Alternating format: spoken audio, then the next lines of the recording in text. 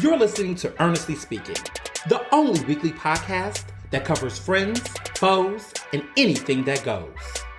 And now, for your badass host, Ernest Owens. And we're back with another episode of Ernestly Speaking with your host, Ernest Owens, myself. So, we are in the throes, countdown mode, as I would best describe it. It's been a long time coming, but we're here. I will be 30 in a month. I have been thinking about this. I will be 30 in a month, October 12th. And I'm just thinking, my goodness, the time. And it's weird because my mental clock of where time really kicked off and where it is now really starts like literally 10 years ago. I was watching the music video to We Found Love by Rihanna, or Rihanna, that's the proper way to say it. She's been disappointing me lately, by the way. That picture with her and Nicki and that registered sex offender, Nicki's husband, Mr. Petty. And of course, her new boyfriend, that ASAP Rocky guy. They did a picture together that went viral during the same time to which Cardi B had her second child, gave birth to her second child, which she has a boy this time. And I don't know the name. She hasn't announced the name. She's also a fellow Libra. I think her birthday's like the day before mine's. And also AOC's birthday's like either the day after or before mine's, around that time too. All of these Libras. But I was always trying to figure out why there's a lot of Virgos. And I've cracked the Da Vinci Code. It's a lot of Virgos because a lot of people were getting frisky during holiday parties. So the time of conception was around those holiday parties. That's why we're seeing a lot of Virgos now. And then you have a couple of those early Libras who were the Christmas babies, so like Libras start literally like September 25th, 26th. That's like, Christmas time. So I could see why there's a lot of Virgos now, because all those holiday parties, people were getting it in, under the mistletoe. And also maybe Hanukkah, it's a lot going on during the holidays. So that there was a lot of holiday parties. So that's why I have a lot of Virgos. And we probably have a lot of Libras because of New Year's. I think, that makes his New Year's Eve party, all of that going on. So I could see why that happened. And I'm a Libra, of course. So I think that's why it is. But we have a lot of Scorpios too. And I think we have a lot of Scorpios because of Valentine's. Like I know a lot of people's birthdays like on November 14th and 13th and 12th and all that. That's around Valentine's. So that makes sense. And then Sagittarius, do we have a lot of them? I mean, if we do, it would be because of spring break weekend. Who knows? But I've noticed that pattern. I was kind of figuring out, like, why is there a lot of September birthdays? And I think that's why, because of the holiday parties. So, or after Thanksgiving situations too, So I think, anyway, I was watching the video So We Found Love by Rihanna, and the video came out in October of 2011, and the single came out like September 22nd, 2011. And so I was like saying, damn, that video's 10 years old. I was like 19, about to turn 20 around that time. Oh, goodness. Like, and look at us now. It's just, 10 years later, Rihanna clearly has moved on since all of that Chris Brown and all that nonsense, and has now become, a billionaire. One could argue I'm not even going to go there, but someone could say, still have bad taste in men, but, in a very, she definitely is, she's still finding love in a hopeless place. I don't know, but she's in a lot better position, just as an individual outside of her romantic stuff. She's got a beautiful fragrance line, all that jazz. But all that to say, I am turning 30, and I'm excited. I've been making jokes and poking fun at myself. I made a joke about, I have a cast iron skin. I love to cook and, use things, but I have embraced using flaxseed oil. And I said, oh, this is definitely a sign of embracing aging. because people were like, "Oh, I use grapeseed oil." Flaxseed oil is the best, and it is the best. I can testify that seasoning my cast iron skillet with flaxseed oil is has done wonders. It gives me that beautiful glossy finish, but also just it lasts longer. It really do. Whatever that, you know, it works longer. And I could go on to how to season a cast iron skillet, but there's YouTube.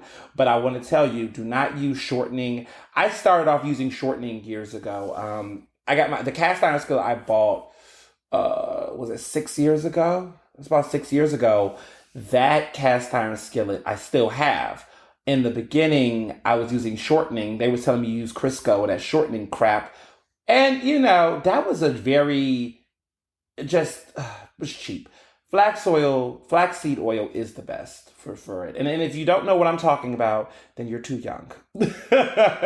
Or you just don't cook. How about that? Because there's some grown folks that don't even. So it's like, what do you mean seasoning a cast? What? You don't know what? It's okay. But then these are the same people that tell me like to cook. But see, there's a difference between cooking and grilling. And I think there's a lot of folks that's like, I can cook. But when you really find out, they don't really know how to cook. They just know how to grill. That's all they like to do. And they don't even know how to grill.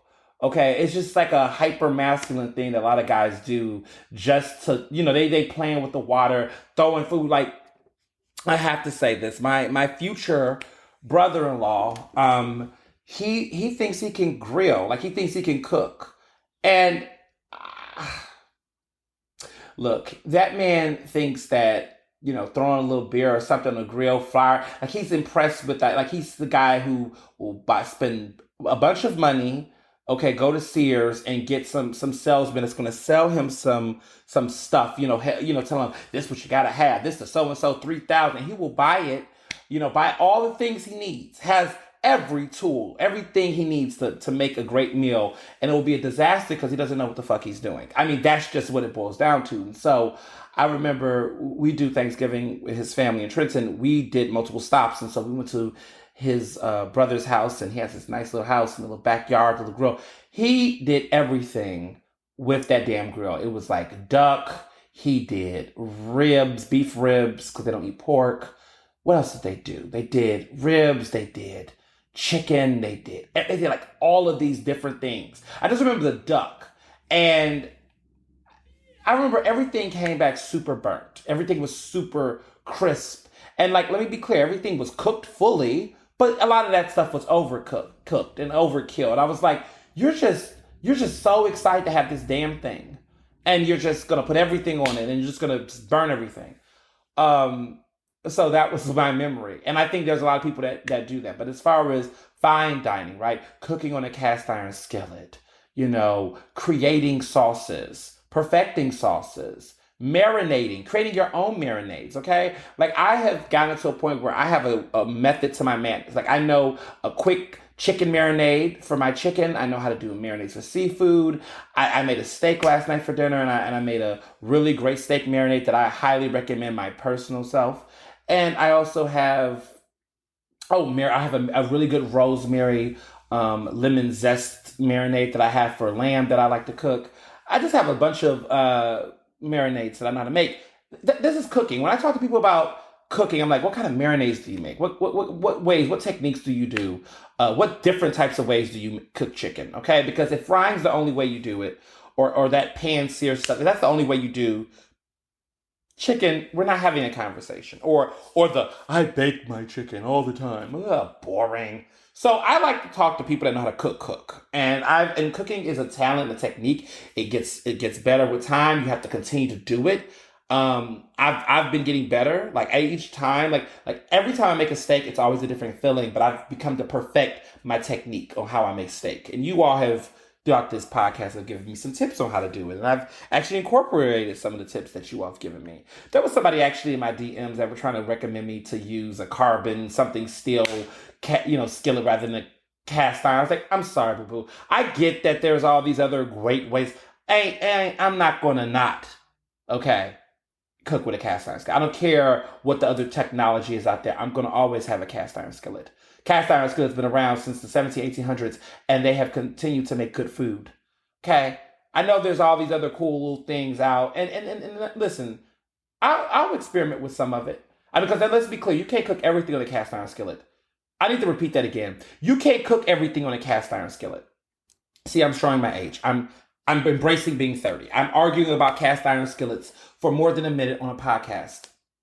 Yep, I'm turning 30. I'm excited. I'm super elated. I have a super surprise that I'm going to tell you all at the end of this podcast episode because I want to build suspense. But I'm doing something special for my birthday, and it involves this podcast. So I have a really great surprise to tell you about it. So, yeah, birthday's coming along. Getting ready for that. Got a birthday plan. Mr. Johnson booked me a delicious dinner. We're going to go to Vernick Wine Bar, which, as you know, Vernick is one of my favorite restaurants. They have a tasting menu and they have a wine pairing menu that's optional, which for me, it's not optional. If you're going to have a wine pairing menu, I'm going to do it big. The damn thing is over $500 for the whole thing. But let me tell you why. I mean, I sound like a salesman right now. And let me be clear, this is not sponsored by Vernick, but I'm just a big Vernick fan. So this tasting, so let me back up a little bit. I'm a big fan of Vernick. I'm a big fan of Greg Vernick, who is the chef there. He has Vernick, which is the food and drink, which is the classic. Mr. Johnson took me there a couple years ago after we saw Cabaret at the Arden. So this was about 2017. It's been a minute, but we went there the first time and it was a fabulous dinner. And we've been back a couple of times, but the pandemic, really changed their dates and their times. So Vernick is an iconic restaurant in Philadelphia. It is one of the best in the region. It's one of the best in the country. And it's just a classic. From Vernick, Greg Vernick opened Vernick Fish, which came out about 2 years ago. And Vernick Fish is phenomenal. If Vernick is like land, Vernick Fish is sea. So Vernick, the original one, which is open and they have dates, and I highly recommend you go. Again, this is not sponsored. I'm just saying I love this restaurant. They are really chicken, steak, and everything else. It's like a real land-based. But the seafood, okay, that's where they do all kind of interesting things, and it's inside the Four Seasons on their on the lower floor. Then right next to Vernick, he has Vernick Coffee Bar, which is upstairs in that same Four Seasons building, which they share that Comcast and all that. It's all in the same building. Really love Vernick Coffee Bar. Vernick Coffee Bar, before the pandemic, was my favorite go-to lunch place. And they would have, I don't drink coffee, but the food there is remarkable. It's like every time I go, people say, let's meet for lunch, I try to go there. That's like my go-to. And the love has rubbed off on me. I'm going to the love for lunch again, y'all. I know it's become a habit. I can't do dinner there. I just don't feel the energy to go to dinner there anymore. But lunch it's doable. And I've heard people say the brunch is good to the love too. But anyway, so Vernick is great. Vernick is great no matter what time you have it. Vernick only does like evening, except for Coffee Bar. And Vernick Fish does lunch and dinner, and it's fabulous. So they also just recently opened a wine bar, which they just have wine. You can go there and get some really great wines, natural wines, all kind of stuff that you can't get anywhere else. But in addition to that wine bar, they have a tasting menu situation there. And it's become they just started it this year in the spring, and I've heard crazy reviews about it, good things about it. And so I felt like my highly anticipated return to Vernick would be this. And I'm doing it big. I'm doing the tasting menu with all the courses, and I'm doing the wine pairing to go with it. And they allow you to pay in advance, like it's a Beyonce ticket or concert ticket, including the gratuity they request, and the tip and the tax. Everything is included. So you just go in there like a G. The service is going to be on point. And I love situations like that. I wish more restaurants could do that, but you have to trust the restaurant. Let me be clear. Not every restaurant can charge you $520 for a wine tasting, a multiple course tasting, and all of that jazz. Okay? And you don't know what you're going to eat. You don't know what's going to happen. You have to really trust the excellence. If Greg Vernick wasn't a James Beard award-winning chef that has a reputation, a stellar reputation, I would probably be like, nah, I'm not dropping $1,000. I mean, I didn't drop it. I mean, someone else did. But, I'm not dropping $1,000. But if I would not drop it for somebody I don't know. like But I said to myself, when it comes to birthdays and situations and recital dinners and we having all this stuff for the wedding, you got to stick to the people you know. That's not the time to take risks. So I know Greg Vernick is going to kill it for my birthday. I know he's going to slay with this tasting menu. I know this wine that he's going to curate is going to be fabulous, and I cannot wait. I listen. YOLO to 30. I just did not, I was like, I want something great. I was going through my head, where I wanted to go. And I had so many options. And y'all know Friday, Saturday, Sunday is my favorite restaurant of all time. But I did it this summer and I already, have had my Friday, Saturday, Sunday experience for the year. I could always go more times. Listen, Zahav, I've done Zahav 3 times this year, which is remarkable because it's hard to get a reservation there, and that's another one of my favorites. But I haven't been to Verdict in a minute, and I was like, I need to go. And part of my honeymoon situation, I'm going to Vernick Fish, so I'm going to do all the Vernicks in October. Vernick is getting all of my patronage for October because it's time. It's time to go back to the King. So I am excited to do that, and yeah. And I also do something else for my birthday, but we'll talk about that at the end of the show. So, wedding planning has been awesome. I mean, we're at the phase where we're just wrapping everything up. The day of coordinator is taking things. And I guess the big update I have is we're doing this is the week of fittings because we're about to be 1 month away from the wedding because the birthday and the wedding are only 4 days apart. So it's been just fittings, final fittings. Everybody's putting their clothes on and measuring it out. And so, I mean, I'm good. My body and everything, I pretty much am in the range. Lost a couple of pounds, might gain those pounds back. Who knows between now and the wedding? But like, I listen. I didn't do anything special. There are people out here. I gotta lose 30 something pounds by the way. Fuck all of that. I look good. I like how I look. I'm not doing anything ridiculous. I mean, as far as I did haircut, facials, you know, trying to be as stress free as possible. I think that's the most important thing. Everyone's always worried about all these other things. I remember some of the girls in my wedding were like, "Oh, I gotta hit my goal." What goal? What goal? Where what the hell? Just be happy, because I don't want to see you there skinny and miserable. And I'm not saying skinny people are miserable. I'm saying that people who want to beat themselves up to lose a certain amount of weight. I mean, if that's what you want to do, don't do it because of the pressures that be. Anybody that's coming to your wedding judging your weight at your own fucking wedding shouldn't be at your wedding. Period. So I never had any of those type of hangups. I have enjoyed myself. I'm in my ballpark. I have my own personal ballpark range where I feel like that's how people should be with their body. It should be like, look, when you're feeling uncomfortable. When you're like, all right, I need to slow the fuck down. Or you're like, you know what? I'm being too hard on myself. I could chill a little bit. I'm not obsessed over it. I just think for me, it's always about, like that word. Everybody say the word moderation. But for me, I just feel like it's one of those things where it should be for you and it should be your own process. Now, there's some people that want to do a natural journey to it. Sure. But one of the things that sometimes piss me off is someone in my, when I was on Instagram, I love Talancini. It is one of my vices. I love Talancini.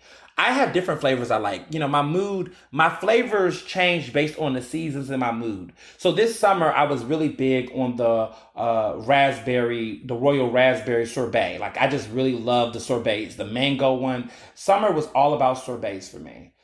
And now, as we get close to the fall, my taste is going more for the gelato again. And so the gelato has been creeping up. The coconut flavor one, I like the vanilla one, the classic vanilla bean. The Mac was the Madagascar vanilla bean one. It's really good. I never mess around with the swirls and the cluster ones they're coming out with. I never get into all of that. I just like a solid flavor. So the pistachio was good. There's other ones, but I like the solid, consistent flavors. I don't like when they do there's a layered tier one that people like to get into. I feel like that's too much for me, Oh, I love the sea salt caramel. That is great. The cookie, not the cookie one. Cookie one's too much. Which one? Oh, that pecan praline one. That is good. That is a very good one. But everything else, I keep it simple. I like the simple. Give me the simple flavors. Keep it cute. They're my go-to.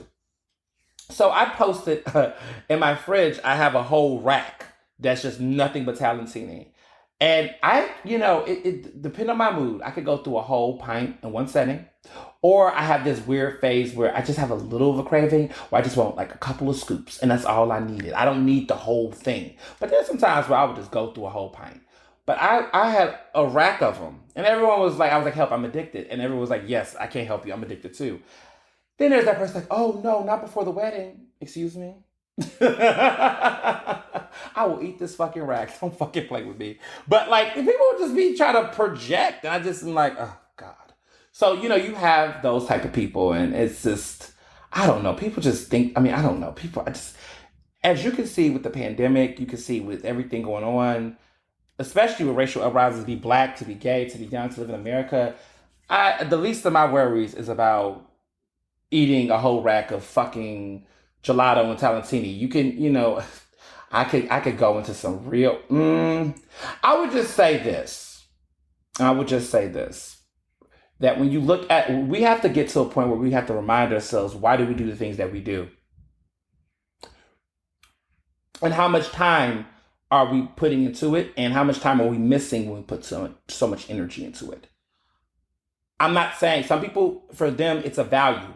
Right? Everybody has a reason. I'm not anti-workout. I'm not anti-food. I am never anti-food. I am anti-food.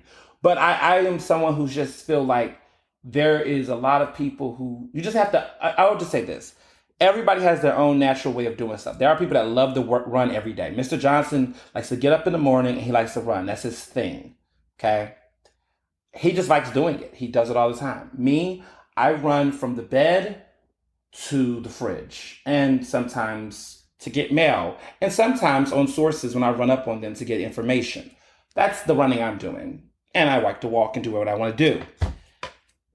My whole mindset about all of these things, when we put these pressures on ourselves, or when people put pressures on themselves to do things, you have to be in a space of comfort within yourself on how you want to go about whatever you choose to do. Whether it's weight loss, whether it's how you eat, it's how you go about your appearance, how much you want to invest in it.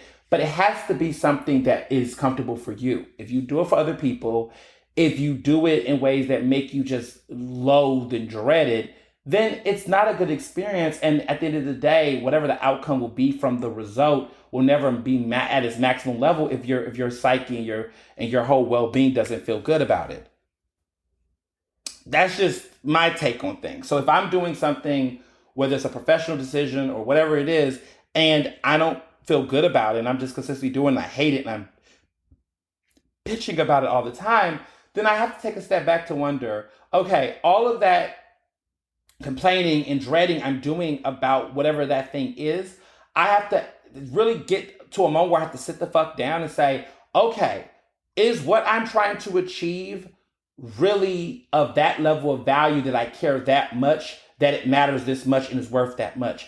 And if the answer is no, abort mission. And if it is,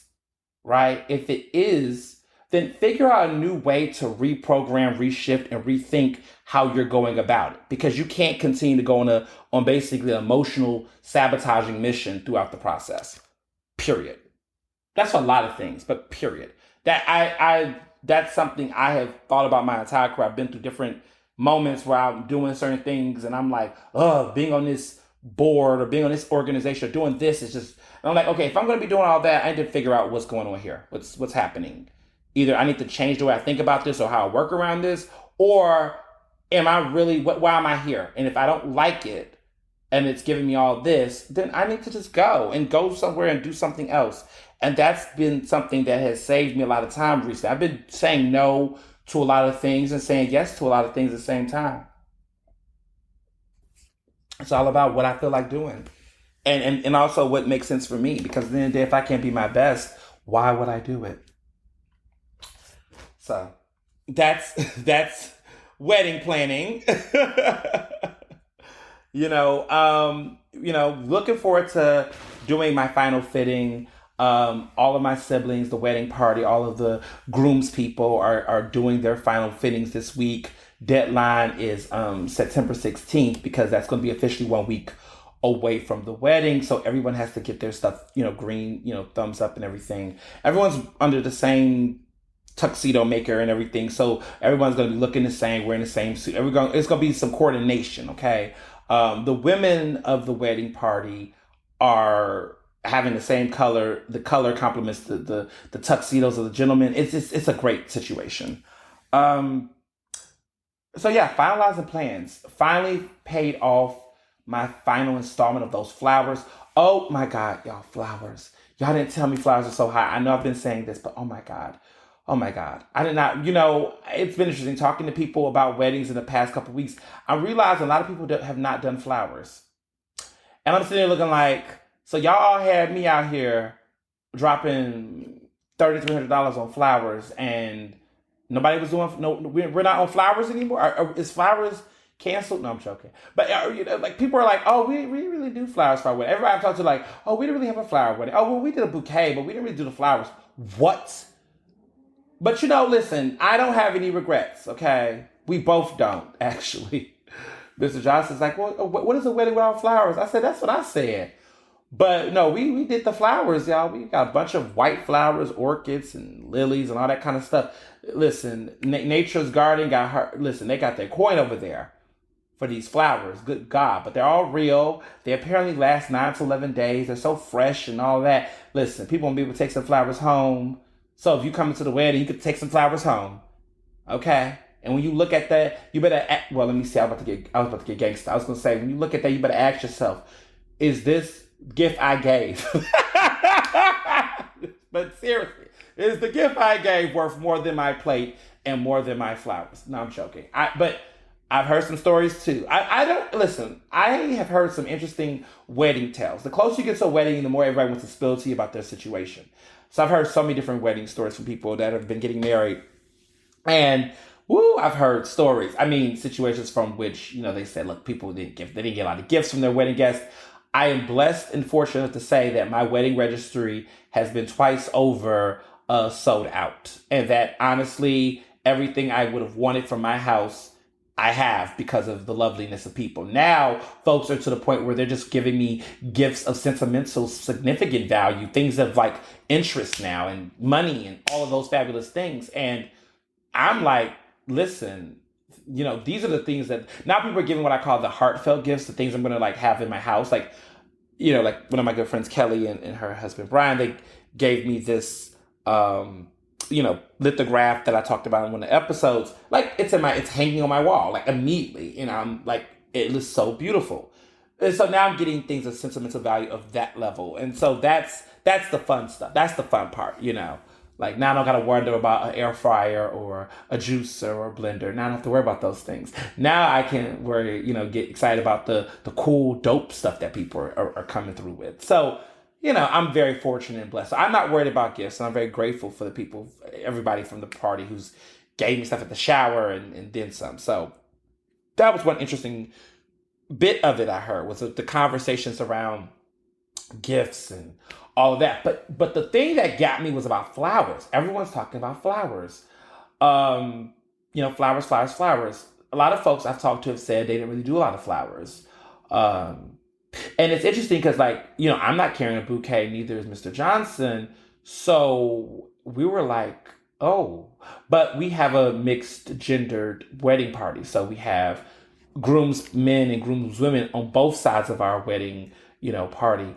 And, we have flowers for them, even for them to put on their, the lapels for their tuxedos. So we have flowers in that type of mix. There's flowers to be worn on these gentlemen, which I'm super excited about. Something else about flowers. Yeah, people just said they didn't really do them. They've been doing centerpieces, different centerpieces. But I just saw some pictures and I was inspired. And, our florist who's doing the flowers, she sold it to me. Okay, shout out to Gabriella. Gabriella sold it to me. Nature's Gallery sold it to me. They had a vision and they were like, we're going to do it like this. We're going to do it here, there. I was like, they did that. They did it. I was like, okay, I'm in. And then I had to have that conversation like, the flowers, I thought the flowers were going to be this much, but then they were this, but I think we really should do it. And then we did, but it was woo, woo, woo. And I get the people telling me you could have got a down payment on a house with all that. Look, shut up. Some people don't, maybe I don't want a house right now. I'm not crazy about a house, honestly, being like a homeowner like that. I'm personally not crazy about it. I think that's such a cishet thing. I'm not saying homes are a cishet thing. I'm just saying this it's not I mean, it's kind of patriarchal, but like this idea of, oh, you got to get married. Why do you get married? Because you got to have kids in the nest. I don't have all of those confines. Like, I'm 30. My man is in his late 20s. It's not like this automatic, oh, we need to get into a home and home has equity and blah, blah, blah. Well, shit, I'm talented as fuck. A lot of my work is fucking equity. I just don't have the craziness about home ownership in that same way. I'm not just obsessed over it. And I really have had to like unfriend and unfollow a lot of folks who've added me on social media because I find out, oh, they're real estate people. They're real estate developers. They own shit. They're gentrifiers. I mean, they're just people that just want to sell me a house. I'm like, oh, see, you ain't right. They want me to come to their stuff. I'm like, listen, I don't want a house. I don't want a house. And I don't want you to think, oh, I'm selling you a house. I love, I love my situation right now.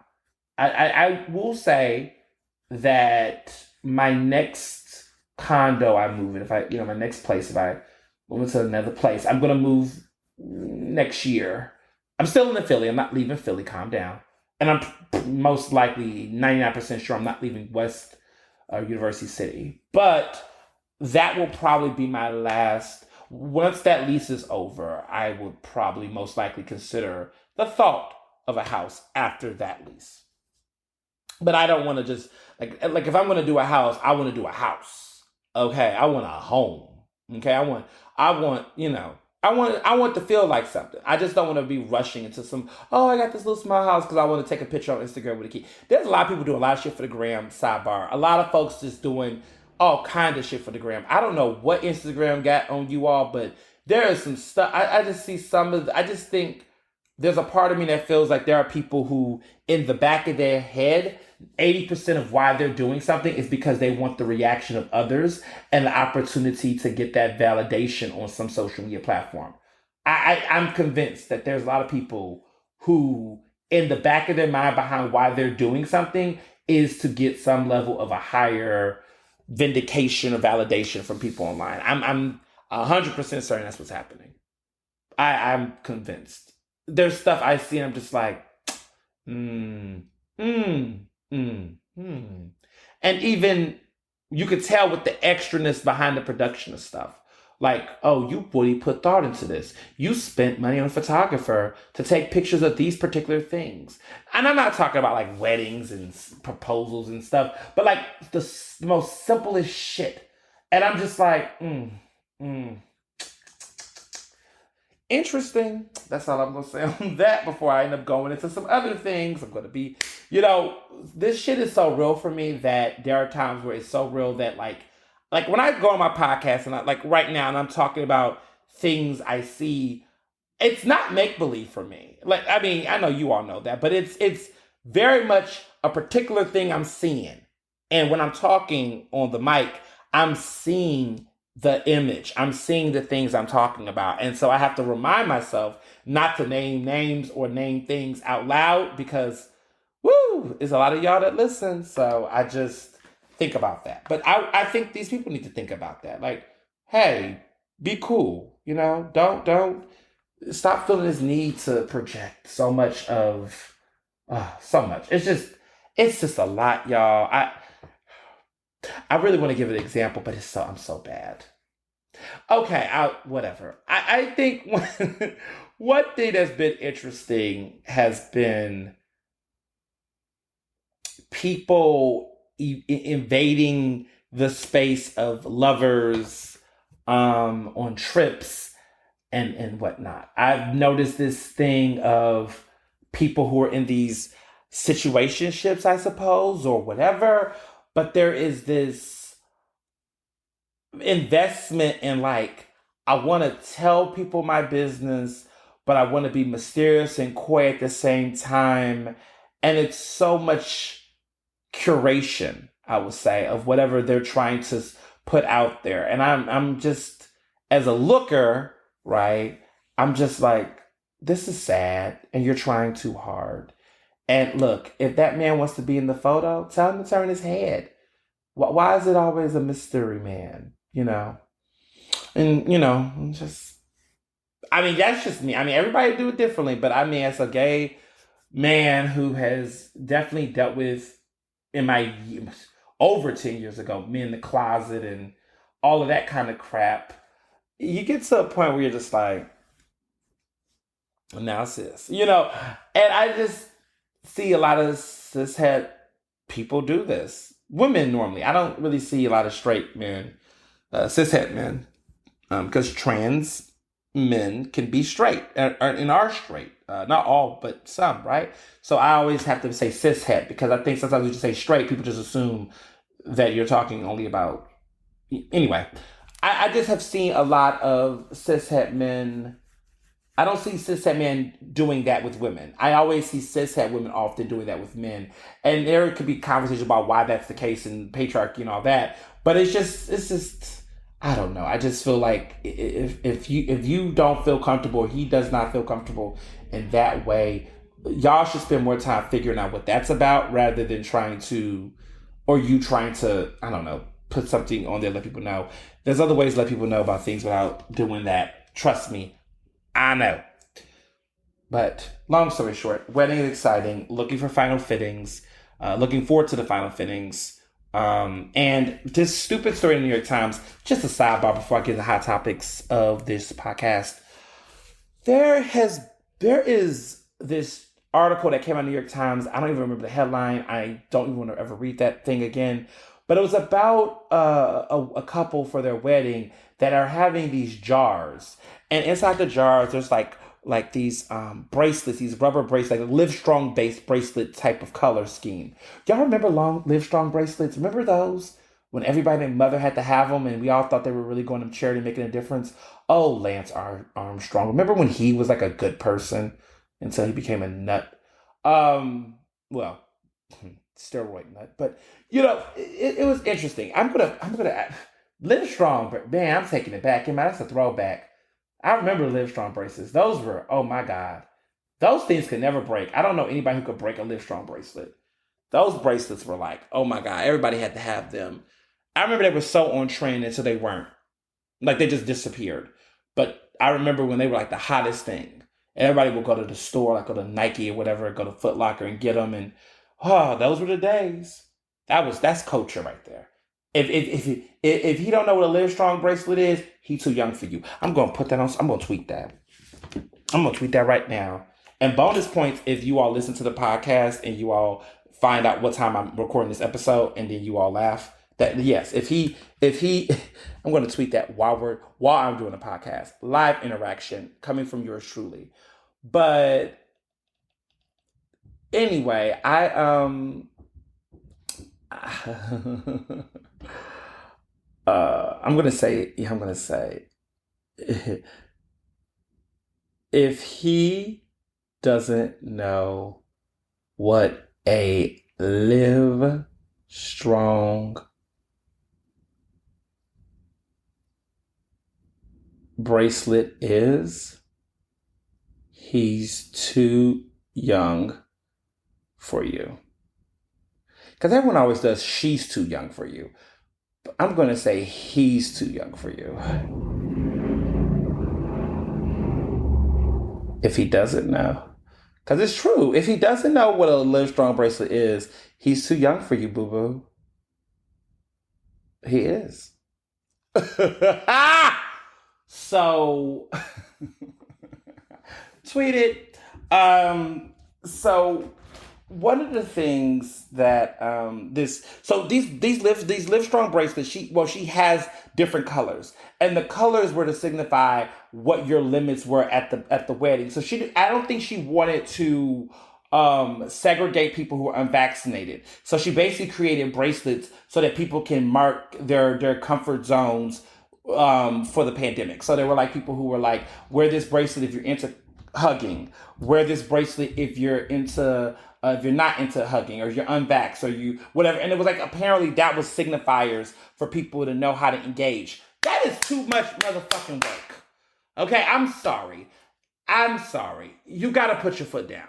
This is the kind of stuff that I remember hearing. My good friend Erin had sent me this article, and I was just like, this is bullshit. She said it to me not to recommend me to do it, but she was just laughing because we're very pro-vax over here in this tribe. But I was reading this, and I was just like, see, this is how you go from being a groom to a groomer. Woo! That's a quote. I am not going to go from being a groom to a groomer in the sense that I am not here to serve my guests at my wedding. I'm not here to do that. I am here to be loved on, to be provided for, to be blessed on. The opposite reaction should be happening here. If you get to a point where you're doing a wedding where you're doing too many accommodations and you're rolling out the red carpet for people like you're selling something to them, you're doing it wrong. And that was advice I got from various couples. Like, I am not in the mindset of trying to sell something. Now, I'm used to selling stuff all the time in my profession, the work I do and everything else. But when it comes to my wedding, I'm not in this mindset about doing things to appease everyone else. I'm thinking about my damn self. And and every time we do weddings, you do have a moment where you have to consider all these other factors. But at some point, you have to just say, fuck no. And so this person telling this story, I was like, nah, that's not what I did. I'm like, look, you got to be fully vaxxed. And that's just that.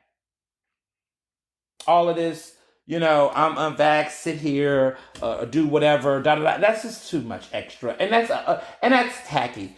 People coming up in there with Tiffany bracelets and lovely bracelets from other places. Why are you gonna taint the wedding with that?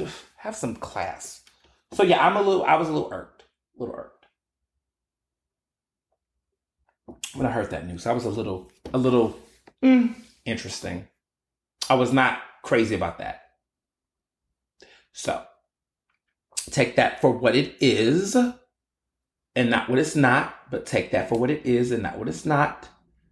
And yeah, absolutely. I'm just thinking about if I had jars like that at my wedding, like what people would say. People would probably make a mockery of it. They wouldn't even take it seriously.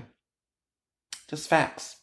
Speaking of facts and mandates, so Biden is not playing any jokes. Joe Biden is not playing any games with the mandates, y'all. He has policies up the wazoo now, and people are questioning them. And I'm just like, we're not about to do this. Stop talking about your liberties. We don't fucking care. Your liberties, you didn't give a fuck about your liberties when your schools were mandated to take vaccinations to even go to the damn public school. You wasn't doing all that when your jobs were requiring you to have certain types of vaccinations in order to teach people and to interact with certain people. Even certain jobs require you to have all the types of shots you need to have.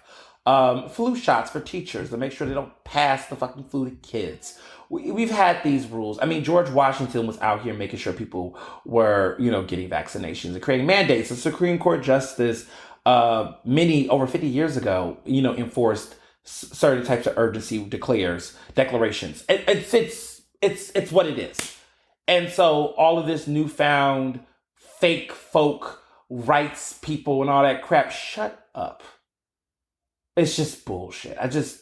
You just have to laugh, to stop from crying at the ignorance.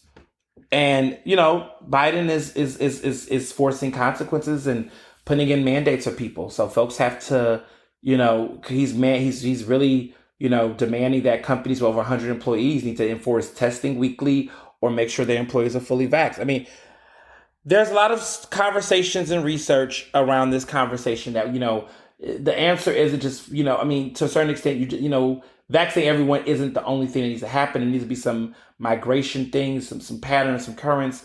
But there is starting to become a bell curve in a hump. People starting to realize the patterns of the pandemic. Like in Philly, a lot of the severe COVID cases are currently at the moment has peaked, and we're starting to see numbers drop in Philly. And that's happening across other places too. Like the Delta variant rise as the curve is starting to go. Now, New York, that's, New York got Fashion Week, all these other things going on. But we're starting to see these interesting patterns of curves. Scientists and researchers don't understand what's happening and they can't put a finger on it. But we're seeing, we'll see a peak and then we'll see stuff, begin to go. But we're also hearing about more variants coming into the mix. And so it is what it is. I'm just hoping, and I'm just, again, I have to just have faith in something. I don't know what it is, but I'm going to have something. Transcendentalist me, deist me, who just hope that there's some type of divine intervention, or even though that's just something, not getting on this damn winning table. Like that the cases in Philly, do go down. I'm gonna continue to go down that peak in October. If they, I want them to stay down, but anything can happen between winter, but I keep going down. I mean, I'm still having my wedding. My wedding's gonna be fine.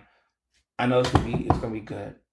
But I just think about just the city overall and the culture. I mean, Made in America happened.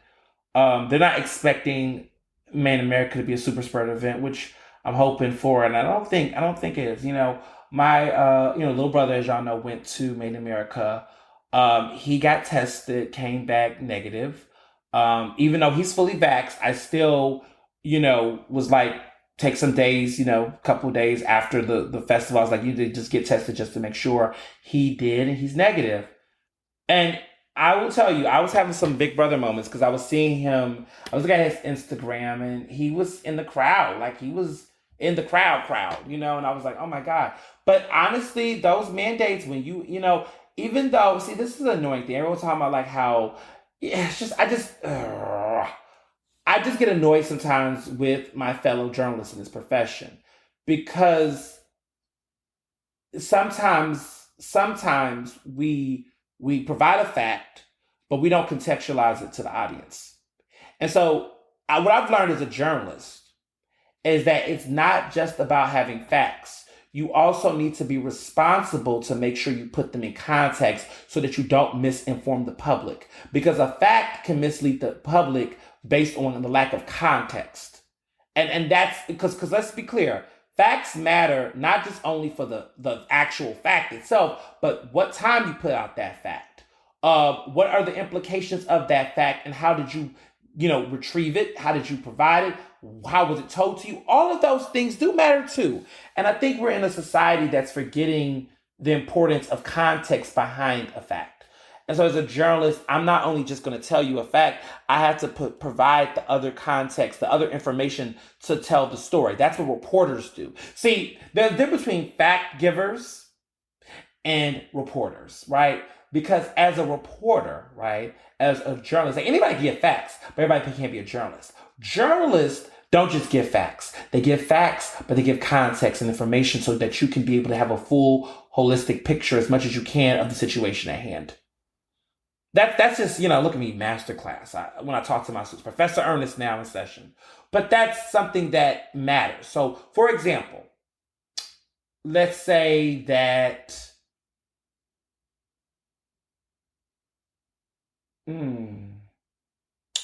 a good example would be something like,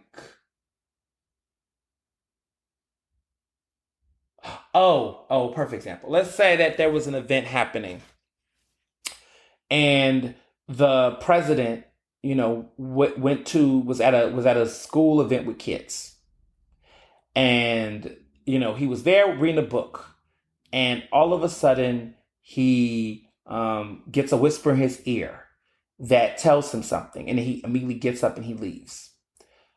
Somebody could say, president was at an event and immediately left the building without even telling the kids bye. Somebody could look at that and say, he is rude, diva. He's not, he's not, nice. Why is he just going to not leave those kids? The president is so cold and mean. Context. There was just a bombing that took place moments before. And the president had to immediately, evacuate the premises. Context matters is what I'm trying to say. You got to provide other details. You just can't tell a fact without it, because if you know more, you're supposed to tell more, you're supposed to show more. So back to Made in America. There were people that were taking pictures of folks that did not have a mask on at Made in America, even though there was supposed to be a mandatory mask mandate. They were supposed to not only be fully vaxxed, but wear a mask. So a lot of people were just like, oh my goodness, they didn't follow the mask mandate. Well, yes, this is true. But context matters here. That venue is supposed to be filled with people who are basically don't have COVID. Either they are fully vaxxed, right? Or they're individuals who tested negative within a short time frame. So the goal is that no one at that Made in America festival who's really like on the ground as attendees should have been positive for COVID. And in retrospect, the event was all outdoors. And so I think there is an element that what if some of those people were just eating? What if they were eating? What if they just got there from eating? What if they finished eating? What if they're outside but there's space from other people? There's a lot of factors that can play into why a photo is without a mask in context to it. I mean, granted, a mask mandate for everybody to have a mask out there would have been ideal, right? But to a certain extent, there were people who did wear masks. And I feel like in a space like that, that's a mixed crowd, you know, there's some leeway there if the mandates are strictly enforced. I'm not saying that, it couldn't have been, but I'm thinking about like Lollapalooza. Everybody saw those large crowds of people, but Lollapalooza did have a mandate. And yes, were there people who could have allegedly broke the rules or whatever? Possibly. But when it was all said and done, Chicago health experts said that it was not a massive super spreader event. It wasn't, the crazy skyrocketing cases. It wasn't all of the things that everyone had put out there on social media where they were putting out flyers and graphics that were like COVID, COVID, COVID, COVID, COVID in replacement of all the artists. It didn't go down like that. And so it's just sometimes I think we just need to do a better job in this industry and just in general with making sure we provide context behind things, because sometimes we could judge a book by its cover, and we always do this, right? But if we don't understand how the book was made, sometimes that can change how we feel about the cover. Just me being a professor right now. So that's something that just was on my mind. And, these mandates, though, I think they're smart. I think that he's doubling down because here's the thing. We're starting to realize more and more that it's not the unvaccinated. It's not the vaccinated people's fault for why this is lingering. The stubbornness and also we have given a lot of people who are unvaccinated grace in their logic, right? There's a lot of people who just really putting out bad information, misinformation, creating all this hesitancy, and it's not aligning with the way that our society has flowed. It's not. I mean, we're in there are third world countries that need vaccines, and they're consistently not getting them because we're over here in countries like the United States and others that are acting like this is a debate. This is such a fucking privileged, annoying country. Sometimes America, lots of the time, can be just so privileged, sometimes it makes me disappointed and embarrassed on a world stage when I see some of the way that we make everything a fucking debate. Like getting vaccinated to save yourself from a deadly virus when there's other countries out here in the world that are trying to get vaccines. People want them. People need them. And we're sitting here, having access to clinics all across our neighborhoods and our cities, and especially in places like Philly, where there are places to go. We can Google it on our cell phones and we can get up off our asses and get a shot. And we're sitting over here, raise our noses, acting like we're just too good to get vaccinated, or that, it's my choice, like it's some liberty or some shit to just do it. And it's like, and it's crazy because the things that people care about, the pro-life, the pro-this, the pro-that, you got people out here trying to control, people who can give birth rights, reproductive rights. There's people out here trying to oppress reproductive rights in the name of being pro-life, but then at the same time, you're not even considering the fact that if you're so pro-life, quote unquote, how the fuck are you banning people from mandating people to wear masks when we know that COVID has gotten into everybody, including the Texas governor's office? Just interesting. Ain't no pro-life. It's not, there's no fucking way. You could, pro-life, listen, pro-life, a lot of things. Pro-life, but you're not Black Lives Matter, though? Oh, okay. Oh, okay. Mm-hmm. So interesting. The very people out here that be like they pro-life are the same people that told us that Black Lives Mattering was divisive. But they don't see how their pro-life politics are divisive. Interesting. This is the stuff I think about, y'all. This is very much where my head is at sometimes. Speaking of where my head is at sometimes, so I've had recent, moments that, as we know, we're at that time 20 years ago in September of 2001, where there was a cultural conversation. We had a cultural conversation. We talked about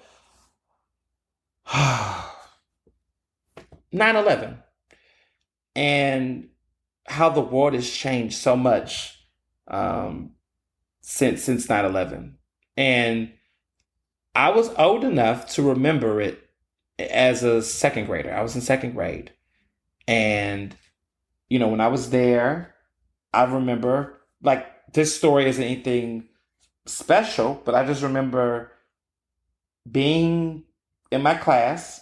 I was at Ashford Elementary. I was at Ashford. Yep, Ashford Elementary. And one of the things that I remember was it started. See, we was in a classroom, so we didn't have a TV in the classroom. Um, we didn't have a TV in the classroom. But I remember the phone. I remember when I was in the second grade, like when I was in third grade, when that phone would ring, you didn't know what was going down. Okay. You always knew that if the phone rang, it could be two people. Often it was two people. No, three people. It was the front desk calling because either your parent had to pick you up or something. It was the principal's office, and it was a nurse office. And you never wanted to be the principal's office, of course. But you get that phone call like, oh, come to the front desk. It's either the front desk was excited because it was like, oh my goodness, lost and found. I lost my ID. They found it. Yay. Or it was come to the front office because you won the raffle for something. I can remember that like it was yesterday, that part of my life, slightly. Details, little things like that. And, it was like that. And then, there were those times when you get that phone call, it's like so-and-so want to see you. It was like, oh shit, the principal's office. Oh snap, it's the feds. They're about to investigate. It was interesting. I mean, I could do a whole thing about like the surveillance of kids in public schools and like how it felt like, a model, like a molecule of society, like the way that we was like surveilled and investigated and treated. It's like, oh, you go into the DA's office, you can't be a rat. You can't rat to the principal. The principal felt like the mayor, but he also felt like the DA.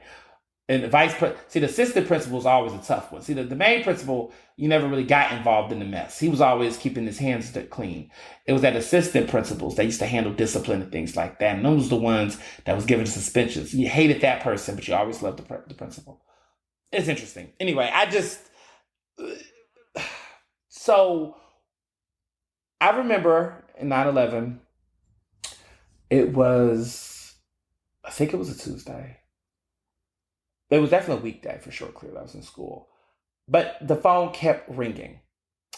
And it was just like, hey, get your things. Your parents going to take you. That's what they kept telling people. And so one by one, I just remember a bunch of kids getting called to the front office. Or just being called. They had to get their stuff. And it was like, oh shit, they lucky. I didn't know what was going on. No one knew because we didn't have cell phones back then. Like now my youngest brother who's 11, he got a cell phone. I'm like, shit. But there was no cell phones. There was no tweets. There was nothing. And you just kept getting, and internet wasn't like popping like that. I mean, there was an internet back then. There was .coms and crap, but it wasn't like this. So it was just like, okay, interesting. Something must be going on. It's probably about to rain or a storm. Because I grew up in Houston, so sometimes when people projected that the weather was gonna be a storm or something like that, it would happen. That kids would get out early or whatever, and sometimes the school district would close down. It was interesting. So then they called my name. I said, "Oh shit, what's going on?" I remember going. It was my other brother. We left, and I remember my stepdad was grabbing us by the hands and was just like rushing us to the car. And I was like, what's going on? What he was looking. I remember it was like a lot of parents just running and taking their kids off to school. And they were just looking up in the sky. I remember that. They were just looking up in the sky. And it was like, I could hear a little bit of helicopters, but it was just very like, get out. We got to get out of here right now. It was like a movie. It felt like a movie, like some type of like Independence Day. It just gave me that energy. And I just remember just being like, we got to get, he was like, get in the house. So we got in the house and I remember coming home and it was on the radio and he was like, they bombing down the buildings. I was like, what? Who? Didn't know who. Just didn't know what the fuck was going on. And I was like, oh shit. And so, getting worried, got in the house, put on the TV, every TV station. I remember I used to love coming home because it was like, I think it was either UPN or ABC, but it was to be after school. So I used to watch Sister. And Sister wasn't on. I was like, shit, I'm trying to watch this. I'm coming in early. I'm trying to watch my shows. Every TV station had the towers coming down. And I was just like, what is this? I didn't even know anything about the towers. I live in Houston. So, I grew up in the South. So I knew about New York was like big old town. I didn't understand what was going on. I was just like, wait a minute. The plane hit it, but I don't understand why. Did they like fall from the sky? Was it an accident? And I was like, and sidebar, have I ever rode an airplane in my life at that time? I never rode an airplane that time in my life. Like when we went from Chicago to Houston, we drove. We never rode an airplane. I never had rode an airplane at the time. And I want to say this as a sidebar. I was so scared of riding airplanes. I think I rode my first airplane when I was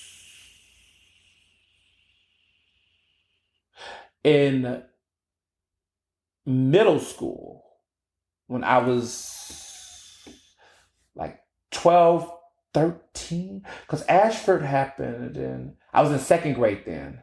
So then like 5 years later, maybe when I was like 13, probably 13 when I rode my first, 13 or 12 when I rode my first airplane, probably 13. Because I was in probably like eighth grade. Okay, my math is bad. Okay, so I was in second grade. I was like 10, it clearly was 11. So I was 9. So yeah, 5 years later. Yeah, 5 years later. Yeah, about seventh grade. Damn, time goes by. Around seventh grade, sixth grade, I took my first, I rode my first plane. But I was scared to ride airplanes when I was little because of 9/11. I was super scared. I didn't ride a plane until my first time I was like 12 or 13. But at that time in second grade, I was, third grade or whatever. It was very much different. Very much different. Yeah, I was, shit, was it fourth grade? I can't remember my grades now. But I just remember how old I was. I was 9. I was 9 years old. So that was fourth grade, not second grade, fourth grade. Oh gosh. So that was fourth grade. Yeah. Because I was still in elementary and I had not graduated yet. Time flies. It was 20 fucking years ago. Wow. Yeah, I was so scared of planes. I remember just looking at a plane, just seeing the plane go through. I just kept trying to understand. And it was like 2 planes. And I just was like, I don't get it. Why is it 2 planes? And then that night, I remember that night, the president got on air, George Bush. And I remember right after that, there was a poppy store. Well, not a poppy store. We call them poppy stores in Philly, but there was not a poppy store. There was a convenience store. And it was definitely owned by Muslims. And I remember it got trashed very bad. And I just remember it was trashed very bad. And I couldn't figure it out. Slightly. We was having conversations at home, but it was very, and I just remember hearing the name Osama bin Laden. Oh, that name. Oh, that name. Everything was Osama bin Laden. I remember anthrax. I remember all the stuff that was happening later that winter. Like just that entire Christmas, that winter, it was serious. It was just wild.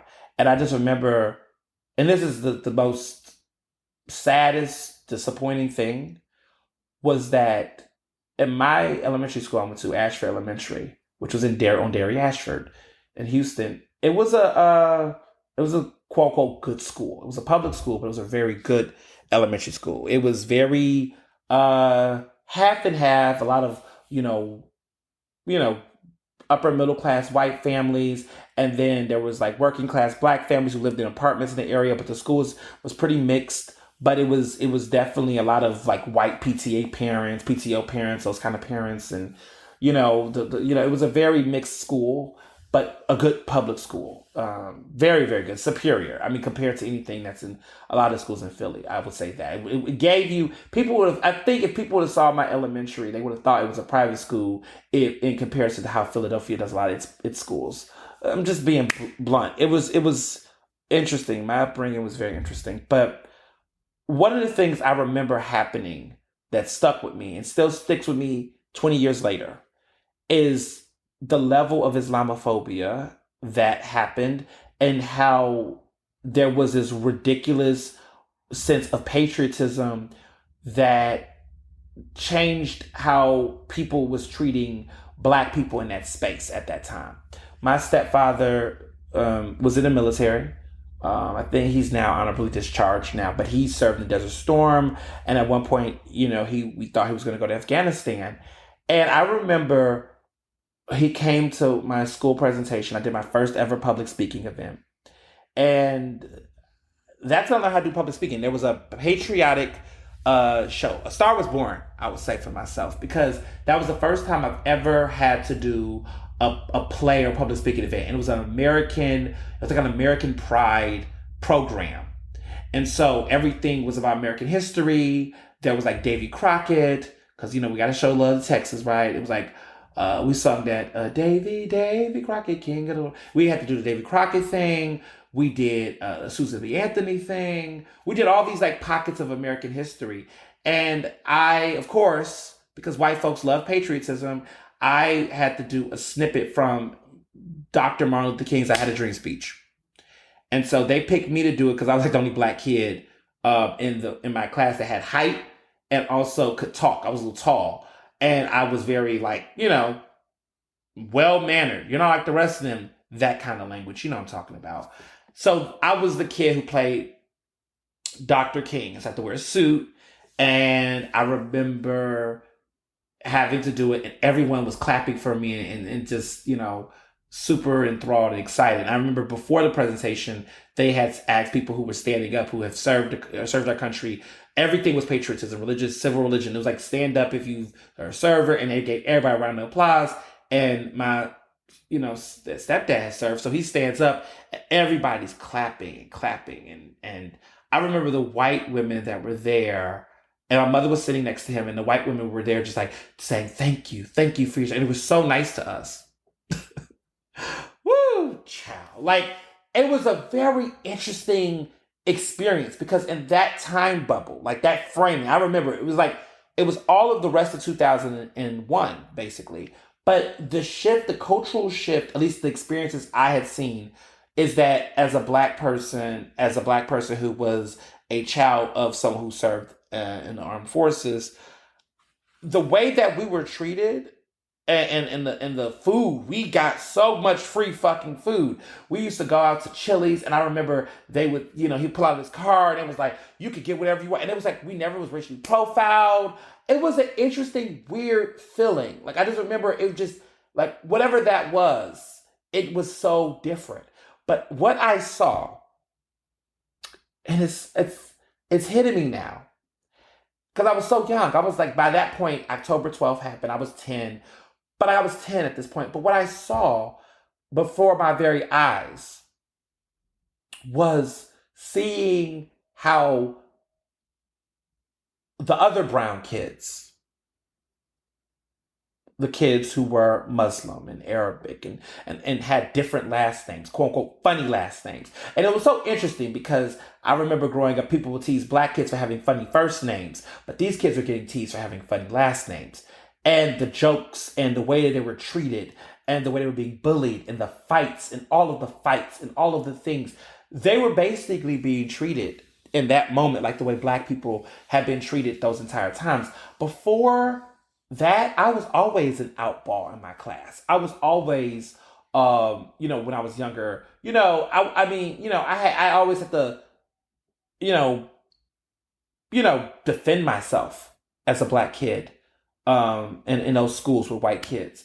But during 9/11, during that period, when people found out that, my stepdad was serving in the military, when people found out, when people would then look at us as the enemy, we were no longer the enemy. The enemy was Islam. The enemy was those who were Muslim. That Islamophobia, that hatred happened. And I saw it take place before my very eyes at a young age. Yeah, that stuck with me. And to this day, that Islamophobia has not left.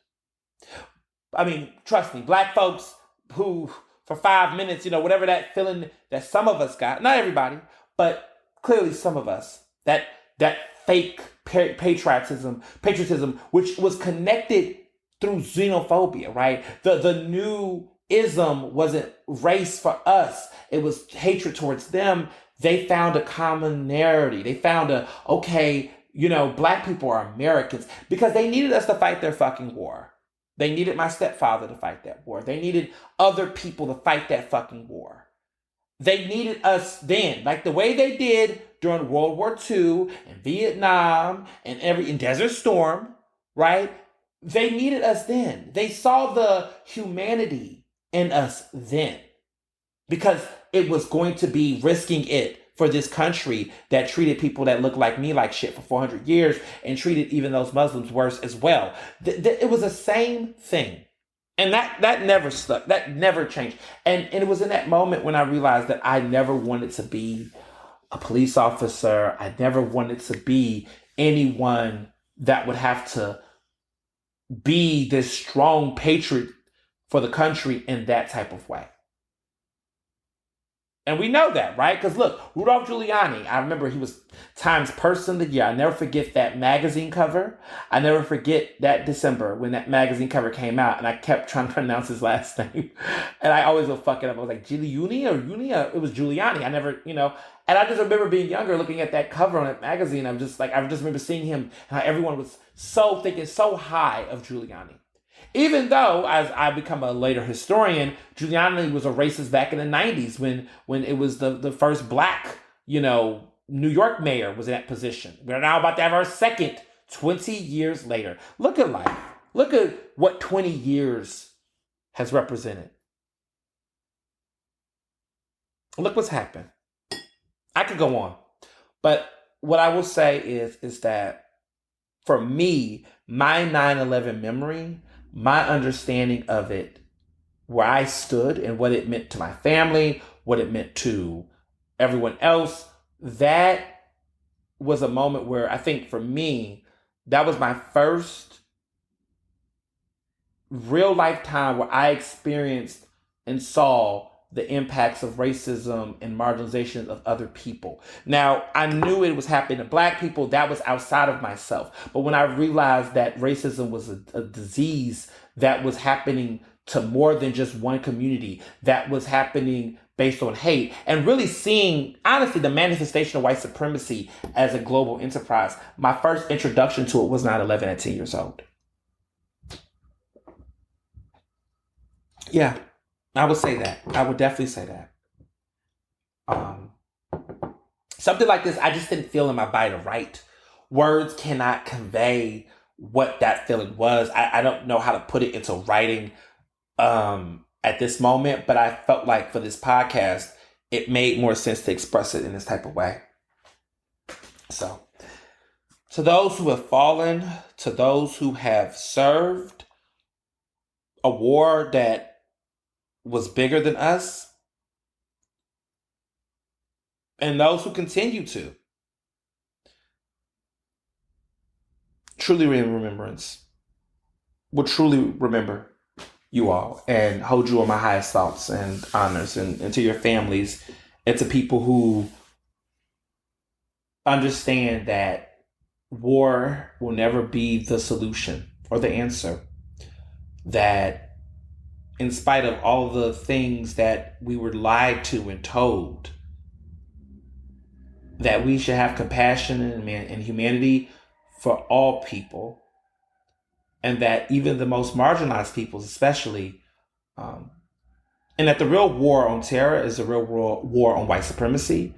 It's the real war on hate, and it's the real war on gross American capitalism that has birthed a nation of war hawks and bloodthirsty savages. And I hope that people in this next 20 years and afterwards rethink how we run this country and how we look at the world. That's all I can say for now. So speaking of memories, Michael K. Williams, as you all know, has passed away at 54 years old. Legendary actor. People always talk about his role as Omar Little in The Wire. White people's obsession with The Wire will always be an unsolved mystery to me. But, I always think that when that show came out, which was around 2002, interesting, right? I mean, it was about to be on its 20th anniversary as well. That there was a culture of people that was hungry for the hood. White folks were hungry for the hood in the early 2000s. Y'all see it. I mean, Eminem gave them grace. 8 Mile, Malibu's Most Wanted. There was a culture in the early 2000s where I felt like white middle class or white blue collar or the what people call white collar, white trash, all of those stereotypes and things. A lot of that stuff came in the early 2000s. I mean, you have, the resurgence of Joe the Plumber and Larry the Cable Guy and Jeff Foxworthy's redneck humor. A lot of this stuff really, really takes off in the early 2000s. And I was always trying to figure out why. There's a lot of reasons why. But one thing that was interesting was, with The Wire, white folks love that show. And there's so many issues with the like of that show because there might be some that will act like they have a sophisticated liking a show, which, okay. But I also think that for them, it became this, not nostalgic, but this voyeuristic idea of what the hood was. And their idea of what, the people were like and experiences. And so every time you talk to white people who teach in urban schools and, schools in the, lower end sections of America, there's always this thought that they have a savior complex. Like, oh my goodness, little Tyreek is living in a wire. And to be clear, there are some environments that are like represent the Baltimore area that can represent it. But to a certain extent, it's so gross that, okay, you watch a show like this, and what did you learn? And what did you do with that information? What did it make you think? Did it make you rethink your racist ways? Did it make you think about how you as a white person take up space and how are you going to stop taking up fucking space? What did it do for you to serve as a reference point of entertainment?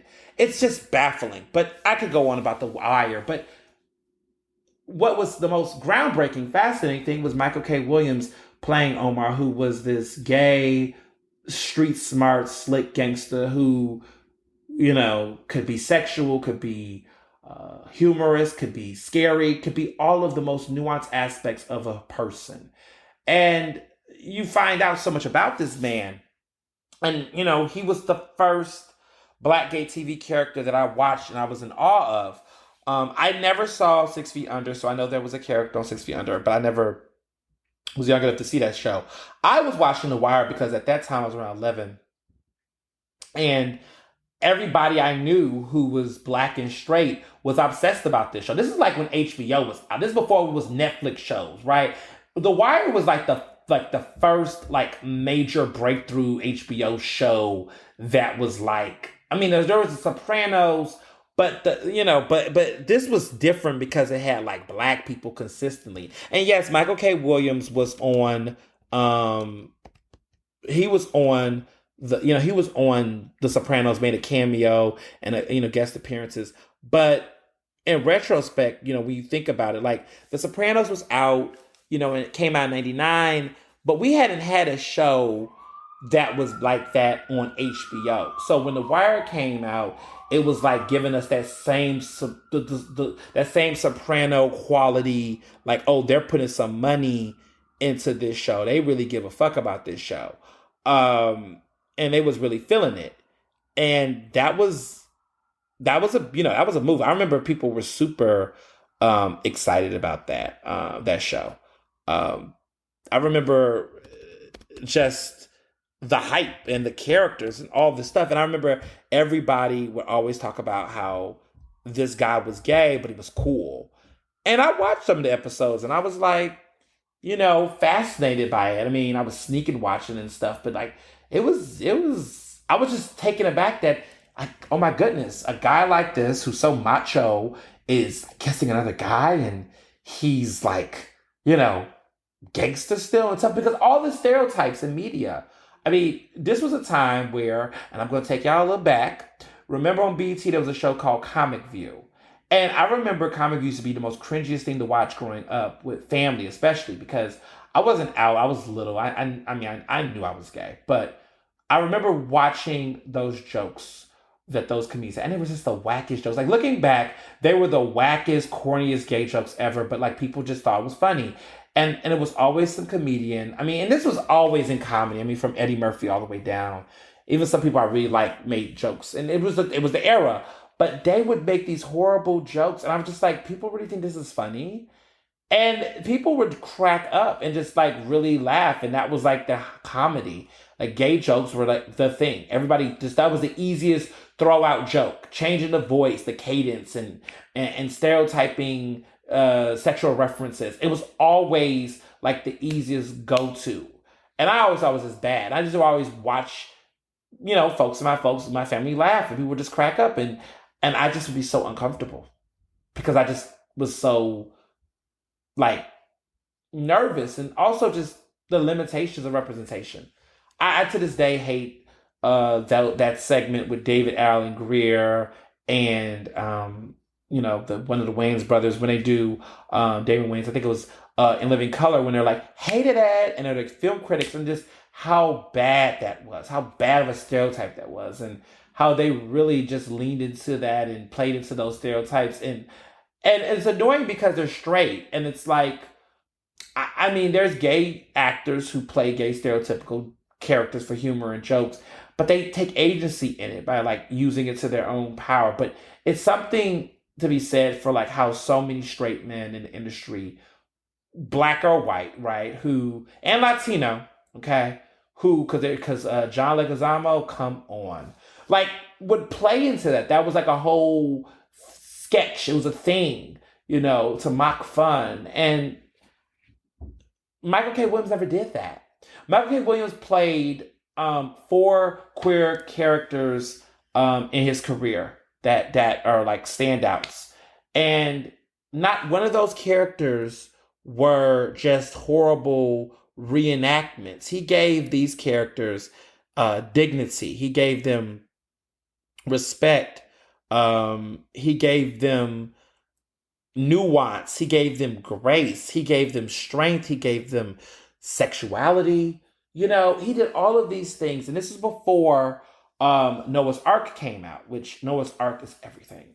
I know people have mixed thoughts about some of the aspects of it, but when you're talking about a groundbreaking show, like a show that, listen, if it came out now, there are some things that would not land the same way. But when you're thinking about where we were at that time, and that's why I keep telling people context matters.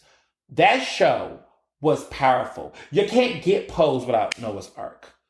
You can't. You can't get a lot of the shows that we are seeing now with gay characters without Noah's Ark. Noah's Ark jumped so other shows can soar. There's still so much more work that can be done.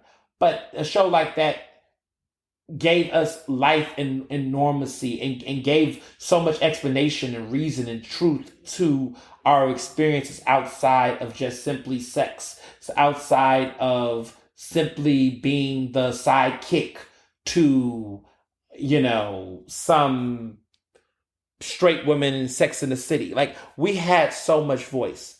People talk about Queer as Folk. That's for the white people show. I don't really care about Queer as Folk. But Noah's Ark was a black gay show that was just incredible. And jumping in their wedding, and I loved it. And I can look back at some of those episodes now and just be like, that was a moment.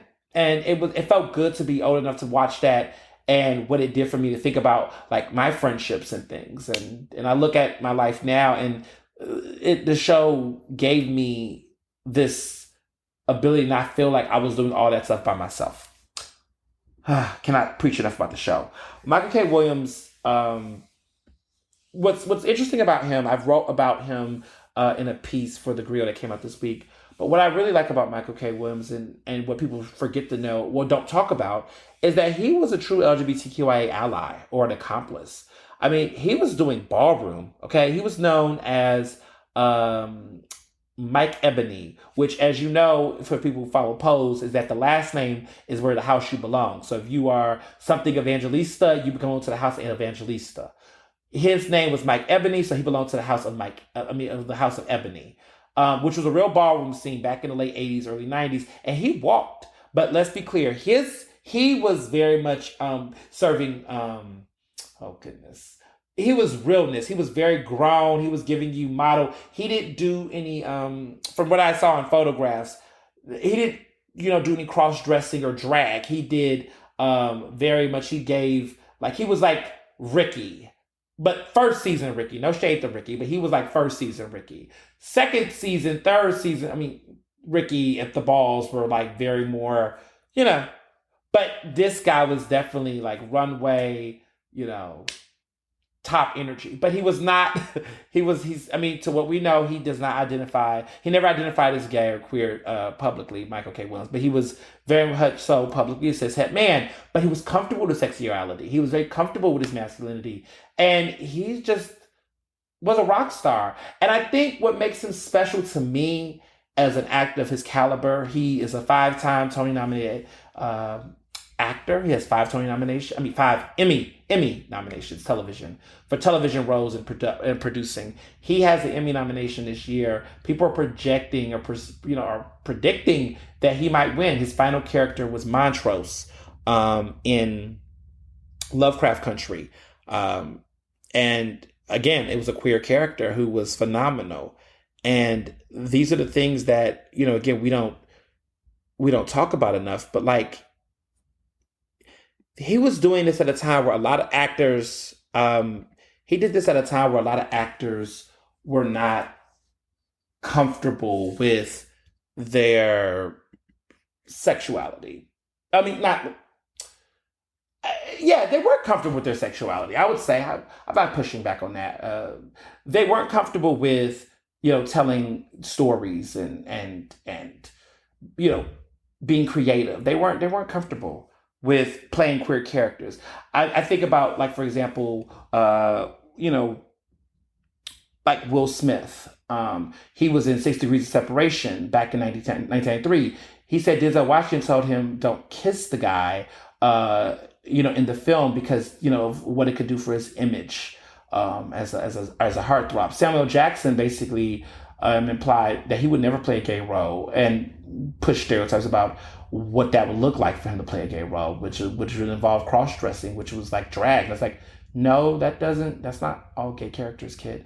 Mike Epps and Kevin Hart, no surprise, right? But all of them talking about, I think Kevin Hart was talking about sensitivities or insensitiveness or anxieties or whatever it was. He wouldn't play a gay character, but we all know Kevin Hart wouldn't. But Kevin Hart can't even play a straight character with conviction. So thank God you don't want to touch our queer character roles. And then Mike Epps said the same thing. But there's always been this culture of men, black actors and white actors who just won't play those characters. And Michael K. Williams never stopped throughout his career. So, from, Leonard and Hap, from playing Ken Jones and When We Rise. I mean, he's just go back in his catalog and see it. From Omar to Montrose, this man for nearly 20 years had not stopped playing queer characters, in addition to playing passionate cishet roles. So he's going to be truly missed. And he's going to be truly missed. So I just got to talk about this real quick. Real quick. I've been watching FX Impeachment. The first episode just came out. Go watch the pilot now, ASAP. Love the show. Loving it. Everyone's like, why we gotta talk about Monica? I'm so sick of it. I'm sorry. My millennial self is losing my mind. I did not get to enjoy all of the salation and the madness and the controversy of the Bill Clinton sex scandal. And I'm going to say the Bill Clinton sex scandal because we need to stop acting like this is all on Monica, okay? It was Bill Clinton. Okay, it's his sex scandal. It was his presidency that he toiled and tarnished his reputation. Okay, fuck him. On so many different levels. But this is juicy. I'm enjoying every bit of it. I read the Jeffrey Toobin book, which Jeffrey Toobin had his own sex scandal. But about this mass conspiracy, the Jeffrey Toobin book that inspires this impeachment show on FX is what they used. They used this book inspired it. They used a lot of Jeffrey Toobin books because even the People versus OJ, I think, is inspired by a Jeffrey Toobin book about the OJ case. He loved salacious books until his ass got caught being salacious, right? Remember that whole situation? Let's not. But when we think about the situation with, Linda Tripp. So if y'all don't know who Linda Tripp is, what this movie is about, or this miniseries about, Basically, Linda Tripp was the woman who recorded all of the phone calls of Monica Lewinsky when she was sharing information about her sexual relationship with the president. And she was a confidant and, a perceived friend because Monica was in the White House with Bill Clinton doing what she wasn't supposed to be doing. People in the White House suspicioned it. They took her ass out the White House, put her in the Pentagon. Well, Linda Tripp was already at the Pentagon too because they sent her ass about the White House a couple years before. And not because she was messing with Bill, but because of the fact that she was basically looking like she was conservative, leaning, a little too gossipy. She just seemed like she wasn't somebody they felt like they could trust. So they took her ass, put her in the Pentagon too. And then Monica and Linda met there. See, I don't think the White House thought this through. Why would, this is messy. Why would they put those two in the same department? If you think Linda's messy and nosy, and all of the things, why would you put Monica in the same space with her where you didn't think they was going to connect and end up spilling the tea? Again, men are dumb. Reason 5,160, there's 1,000 reasons, there's billions of reasons, but men are dumb. I would sit there and watch the show like that. That's karma right there. That was karma. That was meant to happen. He should never put them in the same department. He should have put Monica? He should have put Monica in Congress. She should have been working for some congressional person, not the Pentagon. Put her in Congress. But he probably thought that was, anyway. I don't know what was happening, but it was just weird. They became, appears to be, they form a friendship, a relationship. I'm very questioning the word friendship because according to interviews that Linda Tripp did at the time, she claimed that there was not a friendship. But I've been like, girl, you ain't gonna be on the phone with somebody eating TV dinners and talking for hours. I don't know. But I think to a certain extent, I'm gonna say justice for Linda Tripp. She's dead now, just FYI. She died a couple years ago. Monica's still alive. She's also the one of the producers of this show, Impeachment, which is a Ryan Murphy production. It's on FX. Okay, Monday nights, y'all. 10 episodes. Get into it. Time to play catch up. The show is good. Y'all better get into it. But why I say justice for Linda Tripp is because Linda Tripp did what had to be done. If you knew the president was out here having an inappropriate relationship with an intern, what do? Turn the other eye or keep it 100? I think that she was a woman scorned. Did she have a personal vendetta? Maybe. But I also want to tell people this. What I learned from that book and what I just learned in general, like just being the nerd I am, is that too many people act like, quote unquote, a blowjob is the reason why the president failed. Let's be very clear.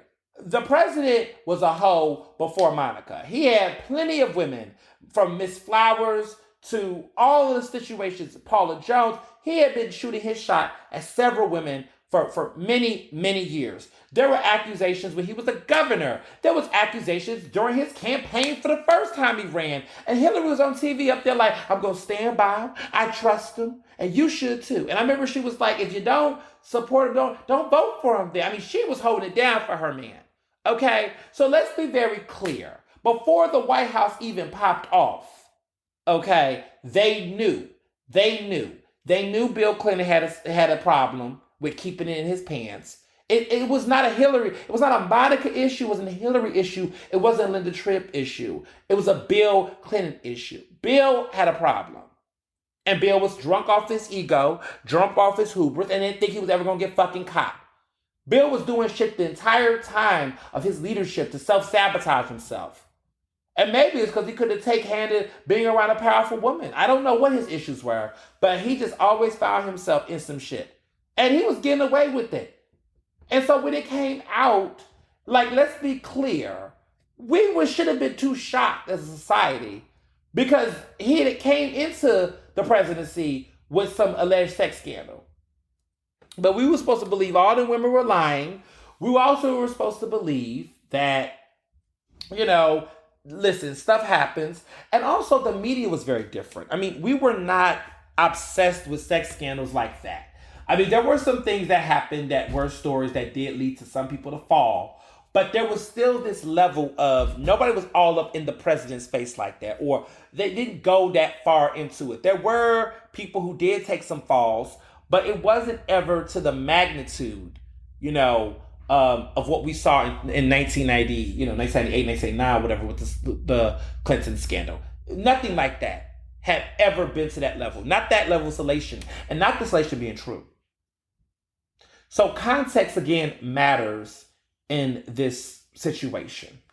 But justice for Linda Tripp, because I just feel like at the end of the day, Linda did what needed to be done.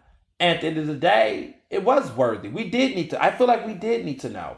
I mean, how she went about Monica, how she did all that. I mean, at the end of the day, if you really get into it, she said, look, Monica was going to throw her under the rug and throw her under to lie for the president. I mean, she really was in a position where she knew something, she had to say something.